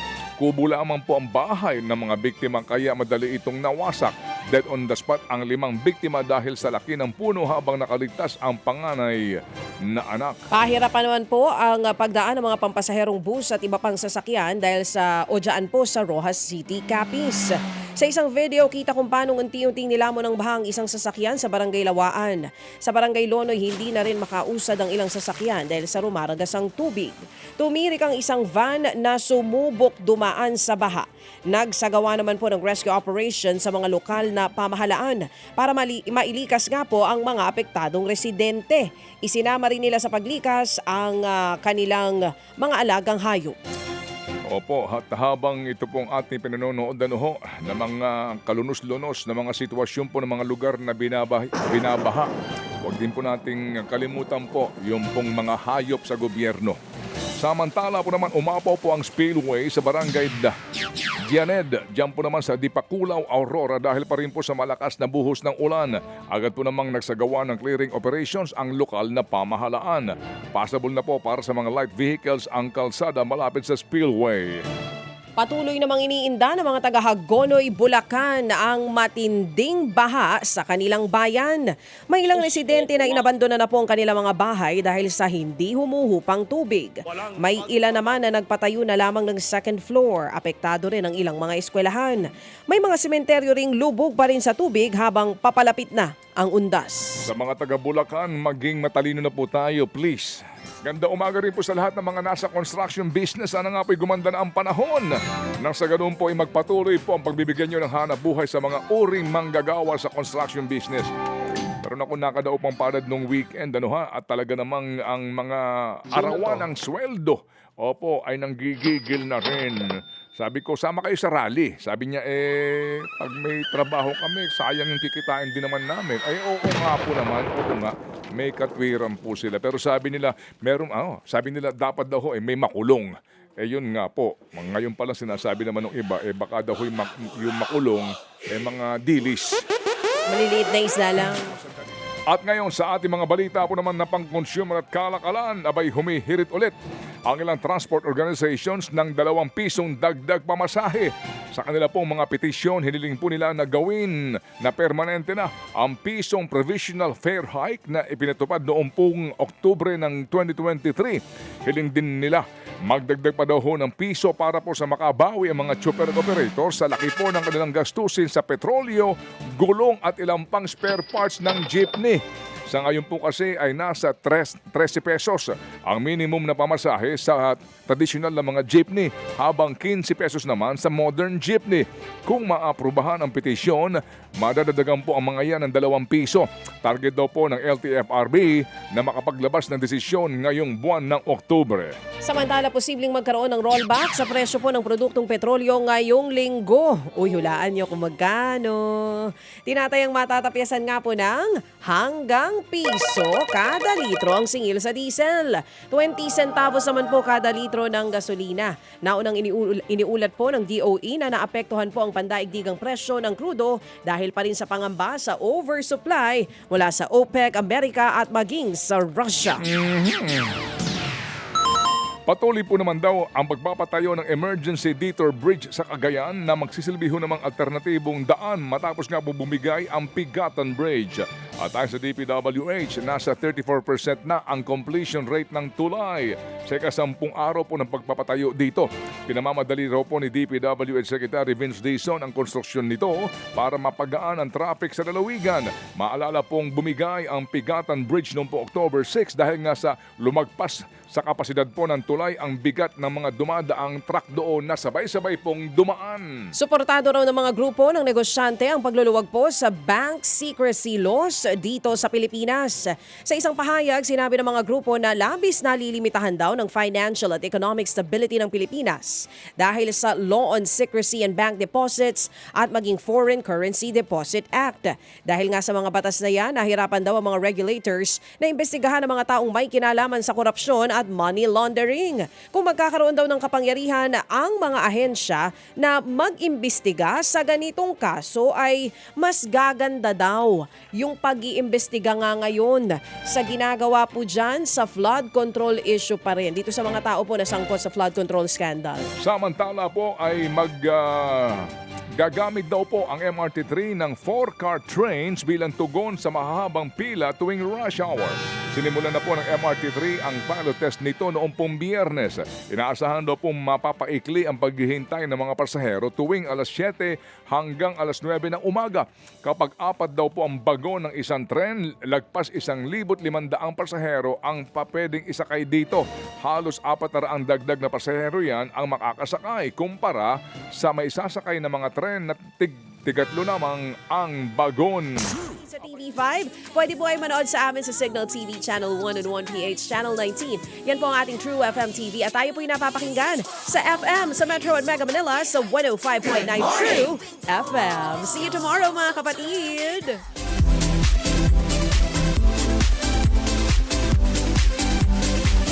Maraming salamat Manong Ted at syempre blooming na blooming si DJ Chacha. Narito na nga ang ating immune-boosting chicken noodle soup. Expectation versus reality, pasok na pasok. Of course. Ayan. Laban tayo dyan. Ang budget po natin dyan, 180 pesos, 5 hanggang 6 na po sa inyong pamilyang makakakain. At mamaya, no, Doc Richard, pag-uusapan pa natin ang sakit na influenza sa health check.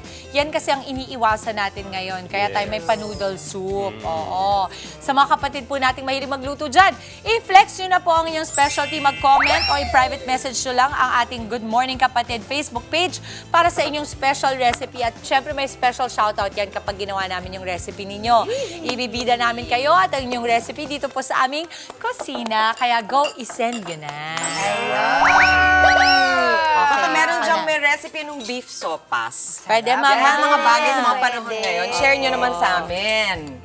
Mama, so I will get for you only the sotanghon The and the egg mag-alala, and the kahit soup. ano dyan. Talaga naman to Yum, si yum, Andre. yum, Ikaw, yum, Andre, yum. nagpa-flex ka na ha? Tinan mo na yung itsura ng luto mo ha? Mabibilip si Doc Richard talaga sa'yo.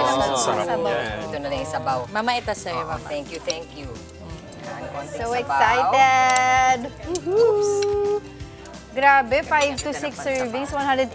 Tapos lagyan mo pa ng kanin yan, busog na busog na kayo. Ito pa. Si Mama Chiki will give you sabaw. At saka, busog na busog ka dito. Lagyan mo na lang to ng kanin dun sa mismong bowl. So, Mama Dibs, kung gusto mo ng mas masabaw, dagdag lang ng tubig. Yes, Mama. Pero kasi ang sotanghon, Mama, talaga ay medyo matakaw sa tubig. So, ang gagawin nyo lang po, pwede kayong gumawa ng separate na sabaw, tapos ilagay po ng hiwalay. Hindi ako guys. Oo. Kasi yung sotanghon, pag yan nilagay mo yan, yung sabaw ay, lagyan natin ng konting sabaw daw, Mama. Meron pa ba? Wala na. Okay na yan. Sige. Imagine mo na lang. Na may sabaw. Kasi yun nga, yung sotanghon kasi talaga ay matakaw sa sabaw. Kumbaga, ina-absorb niya yung tubig. Harap. Kailangan tikman mo yung Go, Mama. Very refreshing. Dok, kamusta po? Pwede na mag-asawa si Andre. O, yan na. Sarap. Talaga? Oo. Wala na nagkomento, Andre. Hintayin namin eh. Sarap. Ano, Dre, Good. kamusta? Luto mo? Oo. Good, Mama? alam mong ginisa muna. Lasang-lasa yung... Bawang sibuyas na mayroon daw. Ano nga yun, Doc? Antibacterial and antibiotic. Antibacterial. Alam mo, Doc, mayroon pa ako isang nilalagay dito na pang vitamin C. Ano yun? Calamansi. Para medyo maasim-asim ng konti. Tama naman. Oo. Sarap. Wow. Good. Okay, so mga kapatid, send nyo na rin po yung mga recipes ninyo sa amin para naman pwede namin i-recreate dito. Okay ba? Hindi ba halatang nauna yung bawang sibuyas sa mantika? Hindi, walang nakaalam. Walang nakaalam. Walang bahay. Halo-halo. At habang kumakain po kami, sana kayo din po sa inyong mga tirahan. Nag-aalmusal po ngayon mga nanay, mga tatay natin na kumakain Muntik na, po no? ngayon. Muntik na mabulunan. Dahil alam niyo naman po, kumakain ako sa umaga, ito na breakfast ko. Actually, sabihin ko nga, ang maganda dito, nakakabusog talaga. Yes, Mama, very filling. Oo, very filling. Yes. So, talagang sakto yan. Pagkalabas mo Mabigat. ng bahay, busog ka, di Mismo. ba? Kaya na yan hanggang tanghalian. Subukan niyo po. Subukan niyo. Balikan niyo lang sa aming Facebook page at sa YouTube. Oras po natin, 7:06 ngayong Lunes sa aming pagbabalik. Probinsya ng Quezon, ginawa na ulit mandatory ang pagsusuot ng face masks. At sa health check, ilang tips para ingatan ang inyong pamilya mula po sa banta ng influenza-like illness. Ibabahagi natin. Marami pa tayong good vibes this morning. Kasama pa rin ang inyong fave morning kasalo ang... Good Morning, Kapatid!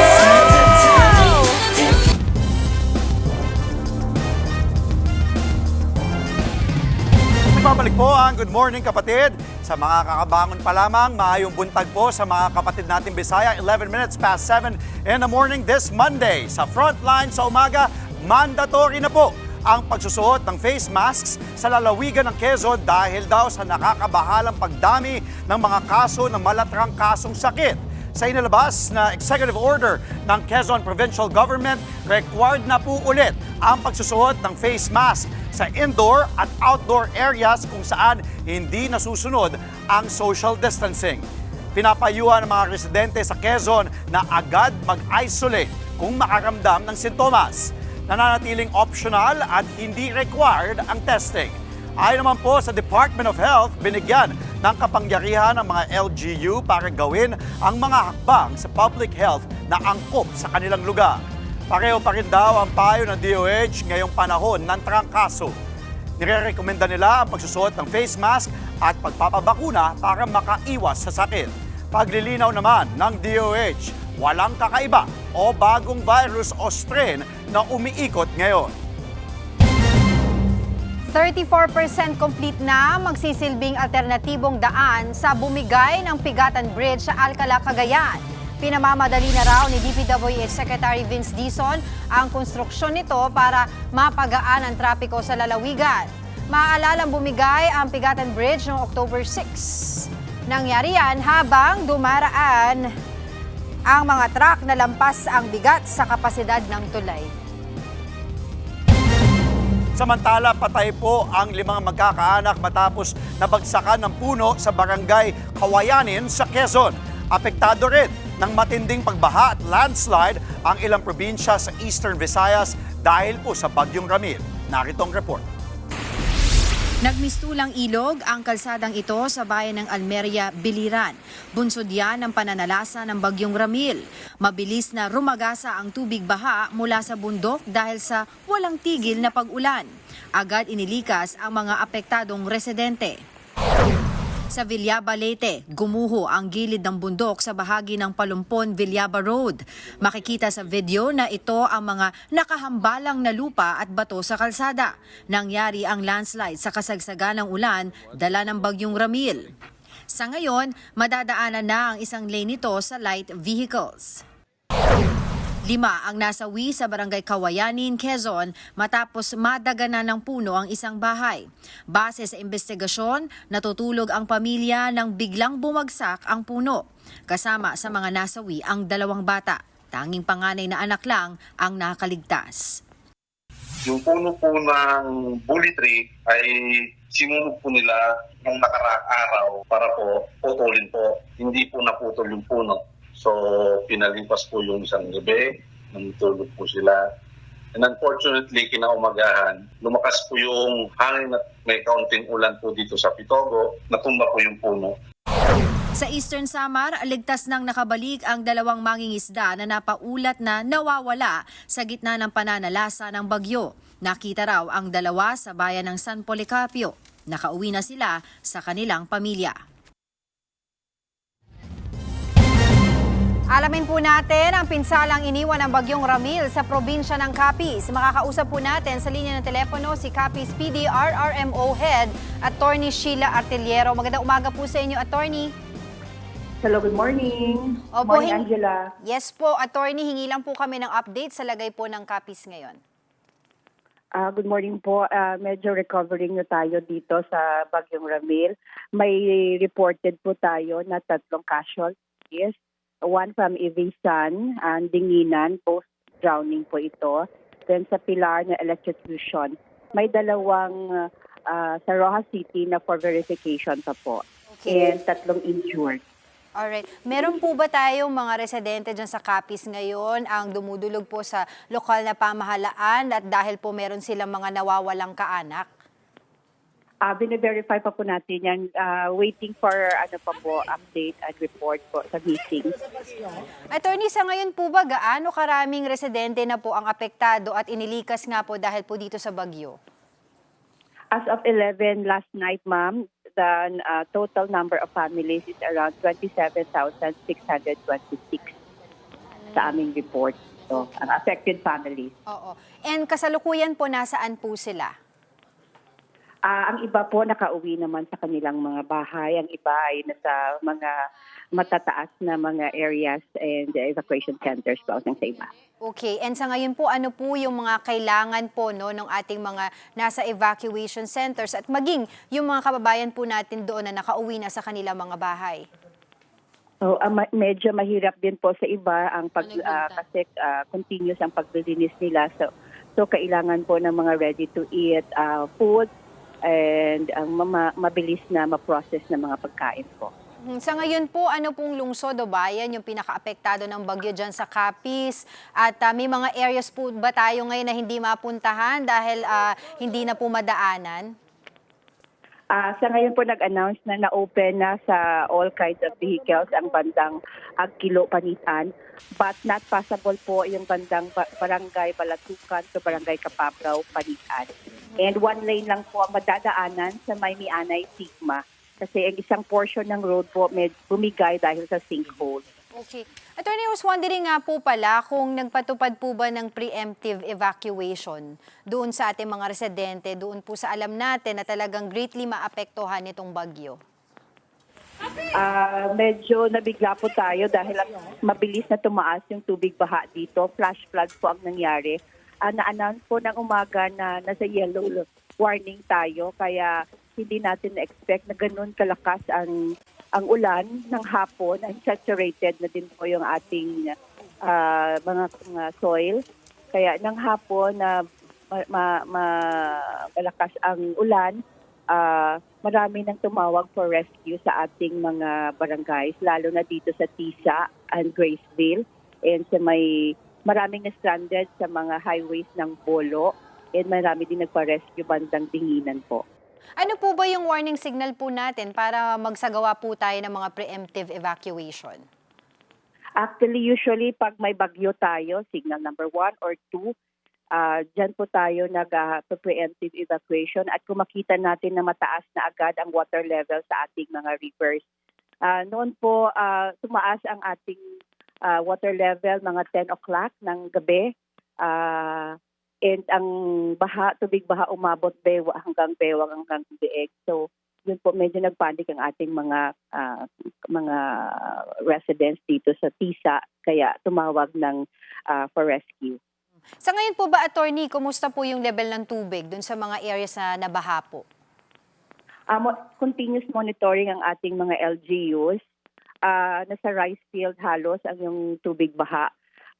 So continuous pa nating binabantayan ang water level. So nasa alert level po ang ating mga rivers, ang water level sa mga rivers po. Attorney, kamusta po yung ating supply po ng kuryente, ng tubig, dyan po sa affected areas? Medyo may hirap ang tubig dito. May mga schedules na walang tubig. And ang kuryente ay bumalik na din kasi during kasagsagan ng ulan, naputol yung kuryente just to make sure na walang electric use sa tubig baha. Right. So ngayon bumalik naman po yung ang tubig, ang kuryente. So sa ngayon po, suspendido ang klase po dyan sa Capiz, maging po ba ang mga opisina? Yes, nag-announce po ng suspension of classes sa Rojas City ng 3 days from Monday to Wednesday. Ang Pontevedra po, all levels of classes, panay. Ang sa Panitaan, nag-announce po ng work suspension and class suspension. Sa Sigma din po, all class levels. And sa Ibisan, for October 20 and 21 and class suspension. And dito po sa Rojas City, kahapon, nag-declare na po ng state of calamity ang council.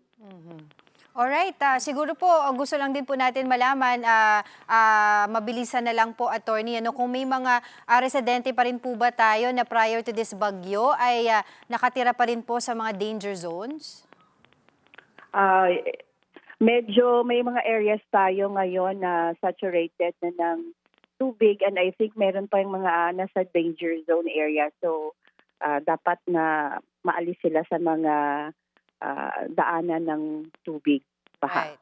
Oo, dapat even prior to this bagyo, wala na po talagang nakatira doon para makaiwas po tayo ng mga insidente po ng mga pagkasawi at injury. But for the meantime, maraming salamat po sa inyong oras. Capiz PD RRMO Head Attorney Sheila Artillero.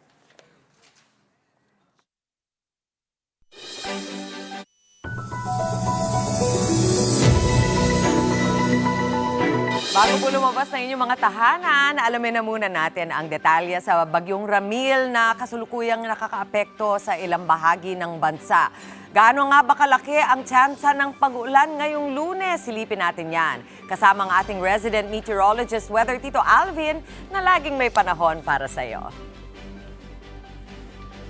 Good morning, Mami Chiki, at good morning mga kapatid. Ulat panahon na po tayo ngayong araw ng Lunes. Kasabay nga ng unti-unting paglayo nito pong bagyong Ramil, nabawasan na po ang pag-ulan natin sa malaking bahagi ng ating bansa. Dito sa Metro Manila, magiging maaliwalas na po ang panahon natin ngayong umaga hanggang tanghali at magiging maganda na po ang sikat ng araw. Pero again, pagsapit po ng hapon at gabi, nagiging maulap po ang panahon natin at tumataas po ang ating tsansa ng pag-ulan. Yan po yung ating mga afternoon showers or thunderstorms o yung mga pag-ulan hindi naman masyado nagtatagal. Pero again, possible pa rin po yung ating mga thunderstorms. Kaya sa mga lalabas ng bahay ngayong araw na ito, ugaliin pa rin po natin ang pagdadala ng payong o anumang pananggalang sa ulan. Mababa na rin po ang ating tsansa ng pag-ulan dito sa Metro Cebu na kung saan mga isolated o localized sa pag-ulan na lang ang ating aasahan. Pero magiging maaliwalas po ang panahon natin sa malaking bahagi na po yan o sa maghapon na po yan. Ganun din po ang ating aasahan panahon sa Metro Davao at wala pong epekto dyan o walang naging epekto dyan ang bagyong Ramil. At mga localized thunderstorms ang ating inaasahan o nararanasan tuwing sumasapit ang hapon at gabi. Ito nga bagyong Ramil ay kaninang alas 5 ng umaga ay huling namata ng pag-asa sa lying around 350 kilometers west ng Sinait, Ilocos Sur. Yan po ay nandyan sa may area ng ating boundary line. So, as of now, yan po ay maaaring nakalabas na ng ating Philippine Area of Responsibility at tuluyan na po yung lalayo sa ating bansa. Yan po ay nasa severe, yan po ay nasa tropical storm category, pero yan po ay posibleng lumakas pa. Pero palayo na po yan sa ating bansa at wala na pong magiging direktang epekto sa atin. Maliwalas na pong panahon natin sa malaking bahagi na po ng ating bansa, maliban lang sa mga pag-ulan tuwing hapon at gabi. At yan muna latest sa ating lagay ng panahon ngayong Lunes ng umaga. Muli ako po ang inyong weather Tito Alvin na lagi may panahon para sa iyo. Maraming salamat Tito Alvin sa aming pong pagbabalik. Paano nga ba natin iingatan ang ating kids mula sa banta ng influenza-like illness? Pag-uusapan natin mamaya sa Health Check. At sa TikTok, Swiftie vibes kasama ang GV Dancing Rider sa music hit ni Taylor Swift na Opalite. Wag po kayong aalis mga kapatid, magbabalik pa ang inyong paboritong morning kasalo. Ito ang Good Morning Kapatid!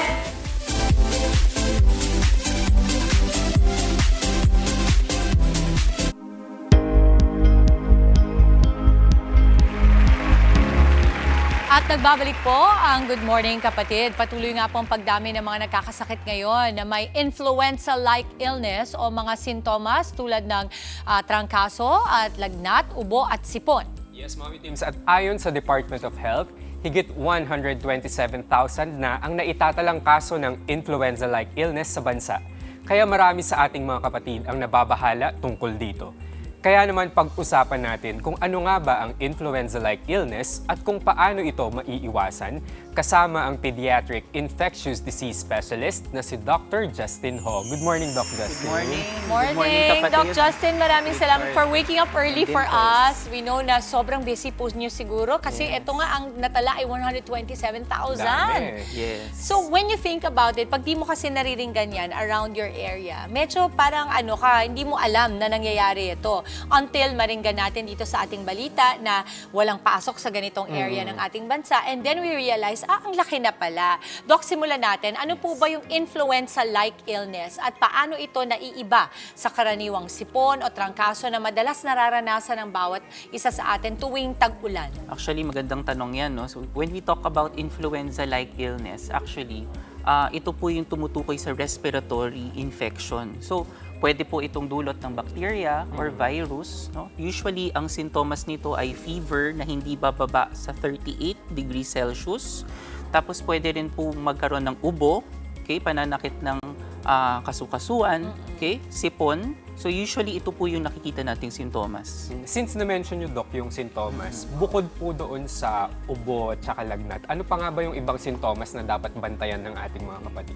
So maganda yan. Actually, marami pa tayong nakikita, no, aside from yung lagnat, no, na tuloy-tuloy na paglalagnat, 38 degrees Celsius, no, pwedeng mawala pero babalik ulit. Okay, meron po tayong nagkakaroon po ng baradong ilong, okay, hirap po magsalita kasi parang napakabarado po ng ilong, masakit yung kasukasuhan, pwedeng magsuka, pwede rin pong magtae. So a lot of it, no, kumbaga kung nagkakaroon talaga ng infection, may nararamdaman po sa buong katawan, pwedeng magkaroon ng sakit ng tiyan. So ito po yung mga non-specific symptoms na nakikita natin. Oo. And just recently, Doc, no, nag-declare ng health break ang DepEd dahil sa pagtaas ng kaso ng influenza-like illness na ito. Gaano ba kadali itong maipasa or gaano kabilis ka bang mahawa? Okay. So, napaka-importanting malaman natin yung infectivity. Okay? Kasi marami pong factor in terms of mabilis ka makahawa. Okay? Pwede nating tingnan. So, usually po ang influenza-like illness, mahilig po sila sa mataong lugar. Okay? Kulob na lugar, walang ventilasyon. Okay? Kumbaga, kung meron po tayong mga tao na hindi bakunado laban sa, for example, influenza, okay? Pwede rin po silang makahawa kapag may mga sintomas. So ito po yung mga kondisyon, kumbaga delikado kasi unprotected po yung exposure, pwede po tayo talagang mahawa ng mabilis. Oh, sobrang taas nga talaga ng kaso ng influenza ngayon dito sa Pilipinas, no? At alam naman natin na yung mga bata, sila talaga yung mga mas mabilis mahawa dahil sa school, di ba? Dikit-dikit sila doon, naglalaro, ganyan. Pero bukod sa mga bata, Doc, pwede din bang mahawa yung mga vulnerable population? Yes. So pwede. So hindi lang po bata ay tinitingnan natin na vulnerable population. So I'd like to specify yung bata, usually ang vulnerable less than 5 years old. Pero meron din po tayong mga other population, for example, senior citizen, matatanda, okay, usually 60 and above, sila po yung vulnerable kapag meron po silang chronic disease na, for example, diabetes, high blood, sakit sa puso, sila po yung susceptible. At the same time, yung mga buntis, no? So usually sila rin po ang pwedeng mabilis na tamaan. So aside from that, of course, kailangan natin tingnan kung ano pa yung mga specific risk factors po ng pasyente, kapag immunocompromised, mababa yung immune system, may cancer, sila po yung mabilis mahawaan. So yun dapat mga note natin, no, mga kapatid, yung mga binanggit ni Doc, no, para ma-make sure lang natin, no, at sinabi nga niya na sa mga matataong lugar. So hindi lang yan usually eskwelahan, mall din, Yes. oo, lalo na pag walang ventilation, no, Doc, or sa Offices. pabrika. Yes. Kung ikaw ang nagtatrabaho sa isang ganun, ano? Maraming nababahala, Doc, ngayon dahil sa pagtaas ng kaso ng influenza-like illness sa bansa. Ang iba natatakot, baka daw related ito sa COVID-19. Siyempre, hindi natin maalis na ang mga agam-agam na ito sa ating mga kapatid kasi galing tayo doon sa pandemya, no? Dapat pang ikabahala ang influenza-like Yes. disease. So, maganda nung tanong nyo. Okay, ang influenza-like illness po ay marami po ang pwedeng maging cause. Gaya ng sinabi ko, virus, bacteria. Okay, kadalasan po, viruses po yung nakikita natin. Isa sa mga viruses nakikita natin ang COVID-19. So, part din po siya ng influenza-like illness. Okay, aside from that, pag influenza, marami rin tayo. Enterovirus, rhinovirus, causes of common cold, sila po yung pwedeng mag-cause ng influenza-like illness. So, bakit ko ine-emphasize po ito? Kasi meron po tayong mga certain virus, for example, influenza, na pwedeng mag-cause ng pulmonya. Okay? So, meron po tayong na-admit ng mga pasyente, kumbaga, sila po ang tatamaan ng influenza dahil po may risk factor din po sila po ay no-hospital. Ito naman, Doc, tanong ng ating mga kapatid, paano nga ba, Doc, maiiwasan ang pagkalat o pagkahawa ng influenza-like illness? Yes. So, maganda po yung tanong nyo. So, first and foremost, kung influenza po ang nagkakos ng influenza-like illness, meron po tayong flu vaccine na tinatawag, no? So, magpagbakuna po tayo. Ito po yung taon-taon na pagkuha natin ng rekomendasyon po natin. Flu vaccine, yearly. Aside from that, maganda po na kapag meron po tayong sintomas, huwag po tayong pumasok. Kasi pwede po tayong makahawa. At the same time, ang pagsuot ng mask, paghugas ng kamay, ang pag-maintain po na malinis po ang kapaligiran, at of course, tamang nutrisyon, active at healthy lifestyle po ang napaka-importante upang maiwasan po ang influenza-like illness. So, all these things naman po, mga kapatid, hindi na bago sa atin, ano? Yes, Ito naman ay yes. palaging pinapaalala ng ating mga doctors sa atin. Just make sure lang na kapag nakakaligtaan natin, ipaalala din natin sa ating mga anak, lalong-lalo na sa ating mga lolo't lola, wag po ninyong kakaligtaan na always practice proper hygiene. Kasi kadalasan doon naman talaga nagsisimula din, Tama. Doc. Ano? Doc, any social media accounts we can follow you on? Okay, of course, you can follow me at Doc Pediathlete at my Instagram account, Dr. Justin Ho. So, marami po akong pwedeng ma-share po dun sa account na yon, mga social media awareness about infectious disease. Yan ang gusto nating malaman, Doc. Maraming salamat, Dr. Justin Ho. Maraming salamat. Thank you. Sa TikTok, eto, get ready to groove and move. GB Dancing Riders, sasayawin ang Opalite ni Taylor Swift. Huwag po kayong aalis, magbabalik pa ang inyong paboritong morning kasalo, ang Good Morning, Kapatid!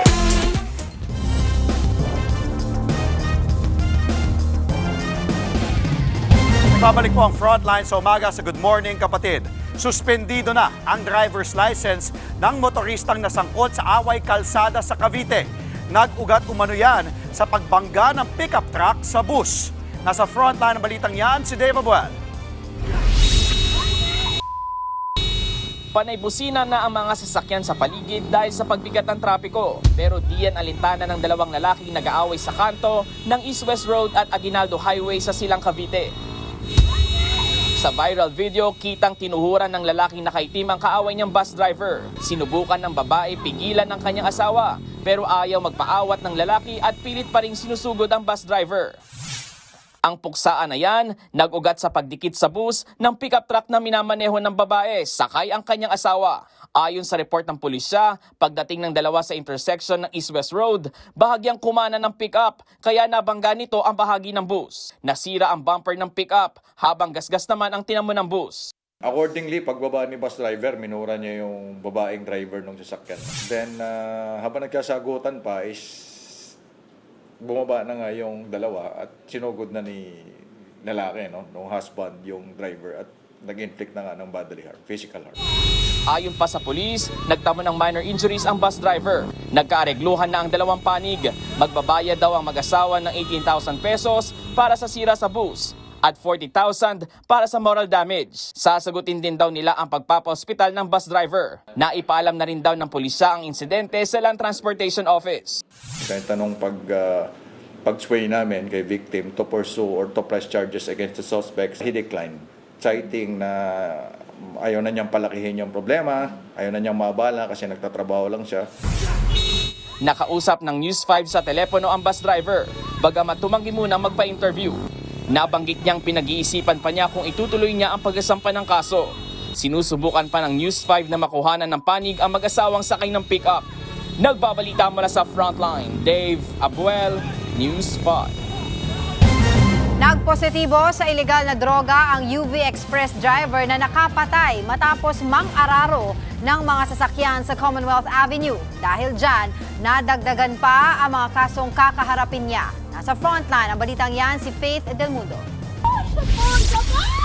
Viral ang pang-aararo ng driver ng UV Express na yan sa Commonwealth Biyernes ng umaga. Napuruhan ng pagewang-gewang na sasakyan ang mga nakaparadang motor sa tabing kalsada. Isang sasakyan at 13 motorsiklo ang nadamay. Arestado ang 51 anyos na driver na kinilalang si alias Ruel. Lumabas na rin ang resulta sa drug test ng driver. Positive sa shabu. Ayon sa mga pulis, paulit-ulit daw niyang sinabi na hindi niya maalala ang mga nangyari bago ang insidente. Based po sa investigation natin, wala namang negligence and kumbaga may intent na talaga siya na i-harm yung mga binangga po niya. Kasunod nito, nadagdagan pa ang kasong kinaharap niya.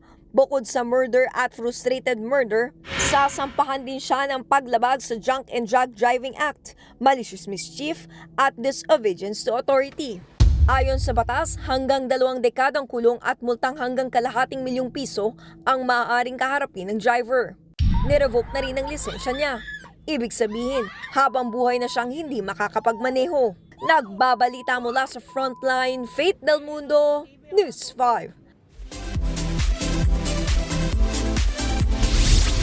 Sa TikTok, may kilig at may sayaw. Hatawan with GV, Dancing Rider sa Opalite ni Taylor Swift. Boy! But it, baby, it's alright. You were dancing through the lightning strikes. So sleepless in the onyx night. But now the sky is opalite. Ganito po sumayaw ang tito at tita nyo.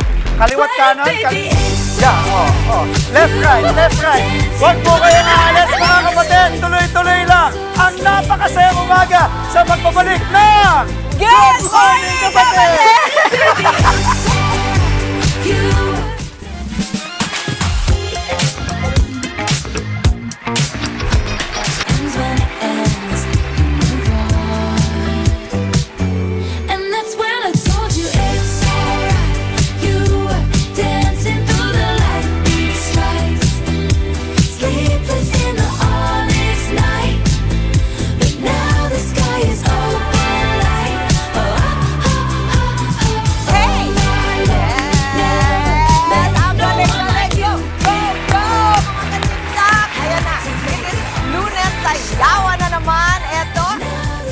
Judgmental ha? Kahit ano ang galaw.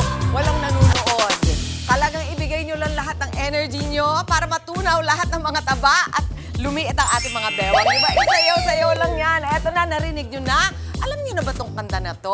Nako, itong kantang to, promise, pagdating ng Pasko, ito na yung sinasayaw ng lahat sa mga Christmas party. Alright, kasama natin ngayon.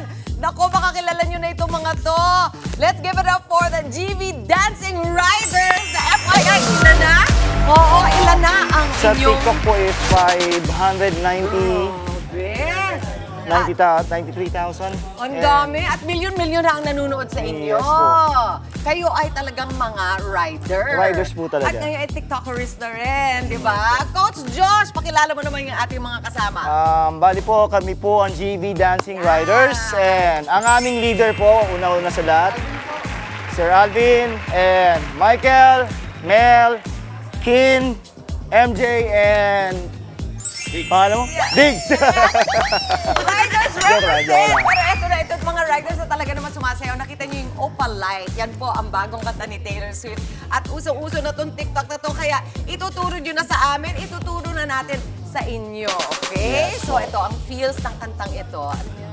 Parang ano lang to eh. Parang Cutie-cutie. Oo, Relax lang, good vibes. pakilig-kilig lang, di ba? At saka yung mga dance moves na to, madali lang kaya nyo for sure. Kaya mga mami, ibaba na ang inyong mga walis, ang inyong mga sandok, sasayaw na tayo to Opalite by Taylor Swift. Okay, Josh, ito, first step. Ang first step po First step natin natin is... right? Ay, sa chorus tayo. Sa chorus tayo. Okay, Sa chorus tayo. Sa chorus Yan ang po gusto tayo, natin bali ituro po, sa TikTok. una, pause muna. Pause. Pause. Then, Okay. head. Sigo po tayo sa kanan. Ayun, siko sa kanan. Siko sa kaliwa. Okay. Naka-okay tayo. Hands up. Always good Tapos, vibes. Yan. kabila. Then cross. Forward yung Tapos, pana kanan. Yan, Then okay. medyo move tayo ng shoulders kasama.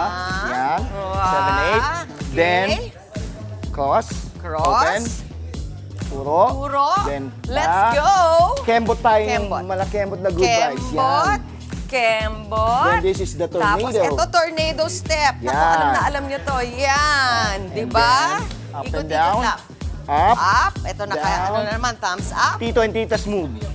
Tito, tita, Up. move. Yes. Yan ba, Tito dancing? Yeah, Okay. yes. And Then, then last step is... Attitude lang tayo. Whoop. 1, 2, Whoop. down. And down. Lips ulit. Give me some attitude now. Oh. Oh! Yan. Sige. Oh, kayang-kaya niyon. One last, ha? Para makuha ninyo. Yes. Half time lang. Let's Okay. go. And One, and two. And okay. tapos And shoulder. shoulder. Tapos And swoop. Let's go! Right side. And kempo tayo. Kembot. Good vibes na kembot. Yan. Yan. And And tornado! Tito moves tayo. Tito moves. Tito, tita. Yes, thumbs Yan. up pa rin. Kabila. Kabila po. Let's go. Tito moves. Tito moves. And again, Yes. Whoop. pose, pose, pose, pose, then attitude. Yeah. Yan.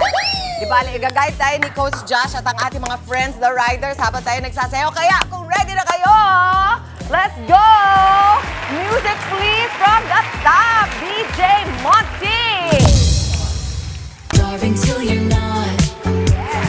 All of the friends and all of the fans. And sway, sway. Ito na ba? Yeah. Clap. Life is Ito a na. song, it ends with Ito pa Ayan, na. ito muna tayo. Sway, then sway. Ito, excited na. Stop, pause, back. Hey. it's alright. You Huwag kalimutan mag-smile. Yeah, kembot. Tornado. honest night. And Now the sky is alright.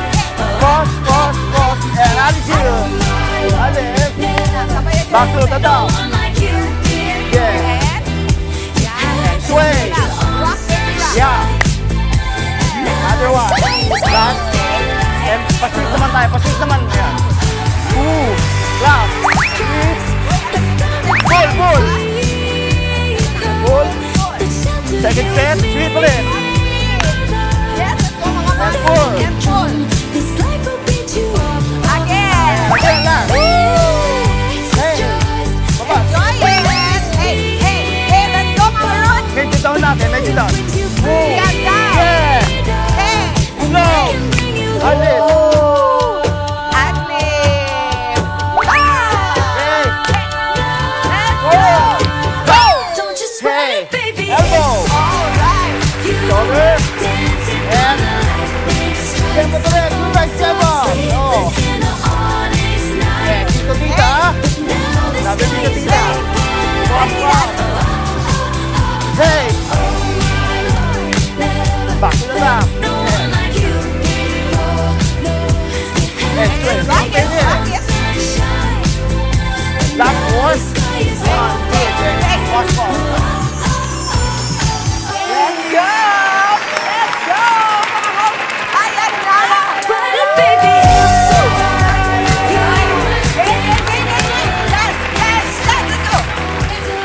Tornado. Tornado lang.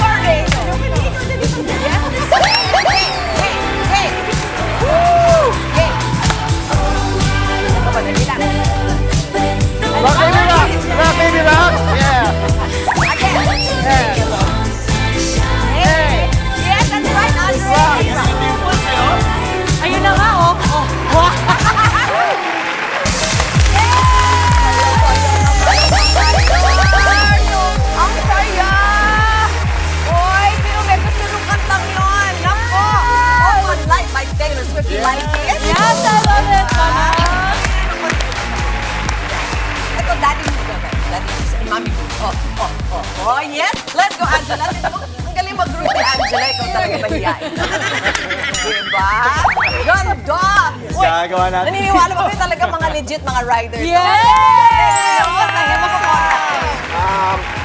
Kung gusto niyo po kami makontak, collaboration po, may TikTok page po kami and FB page. Same lang naman po, G.V Dancing Riders. Makikita niyo po kami ito, naka-uniform po kami. Yun lang po, doon nyo lang po kami contact, either Messenger or TikTok po. Yun lang po. Every week, meron silang bagong labas na mga sayaw. 14 million likes, Mama. Representing, di ba, ang dami ng mga riders sa atin na ganyan kagagaling. Woo! Yes, Di ba? sobra. Ito yung mga dancing hosts ko. Di ba? Walang pag-asa. Alam mo, pag may binubuksan na gasoline station namin, mga ganun. Tawagin na natin si Monty eh. Talaga. Ito the master Tito Step. Tito Step. Okay. Yes. That's when I told you it's All right. Monty! dancing through the Hey, hey, hey.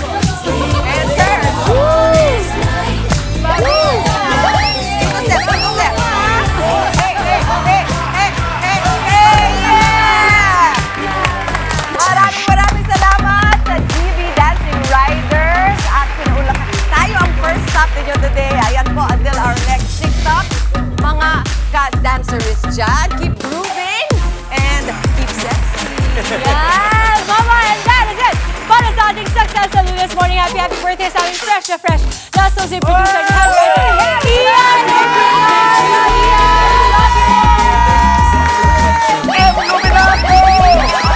66 days to go na lang. Pasko na. Tuloy-tuloy naman po sa pag-spread ng good vibes, kapatid! Para sa ating kids, more fun pa tayo dahil susunod na ang Little Princess Sarah at Dog of Flanders. Tumutok pa rin sa mga weather update. Kita-kits pa rin tayo bukas. Mag-ingat po lagi mga kapatid. Yan ang paalala ng inyong paboritong kasal sa umaga ang Good morning, kapatid!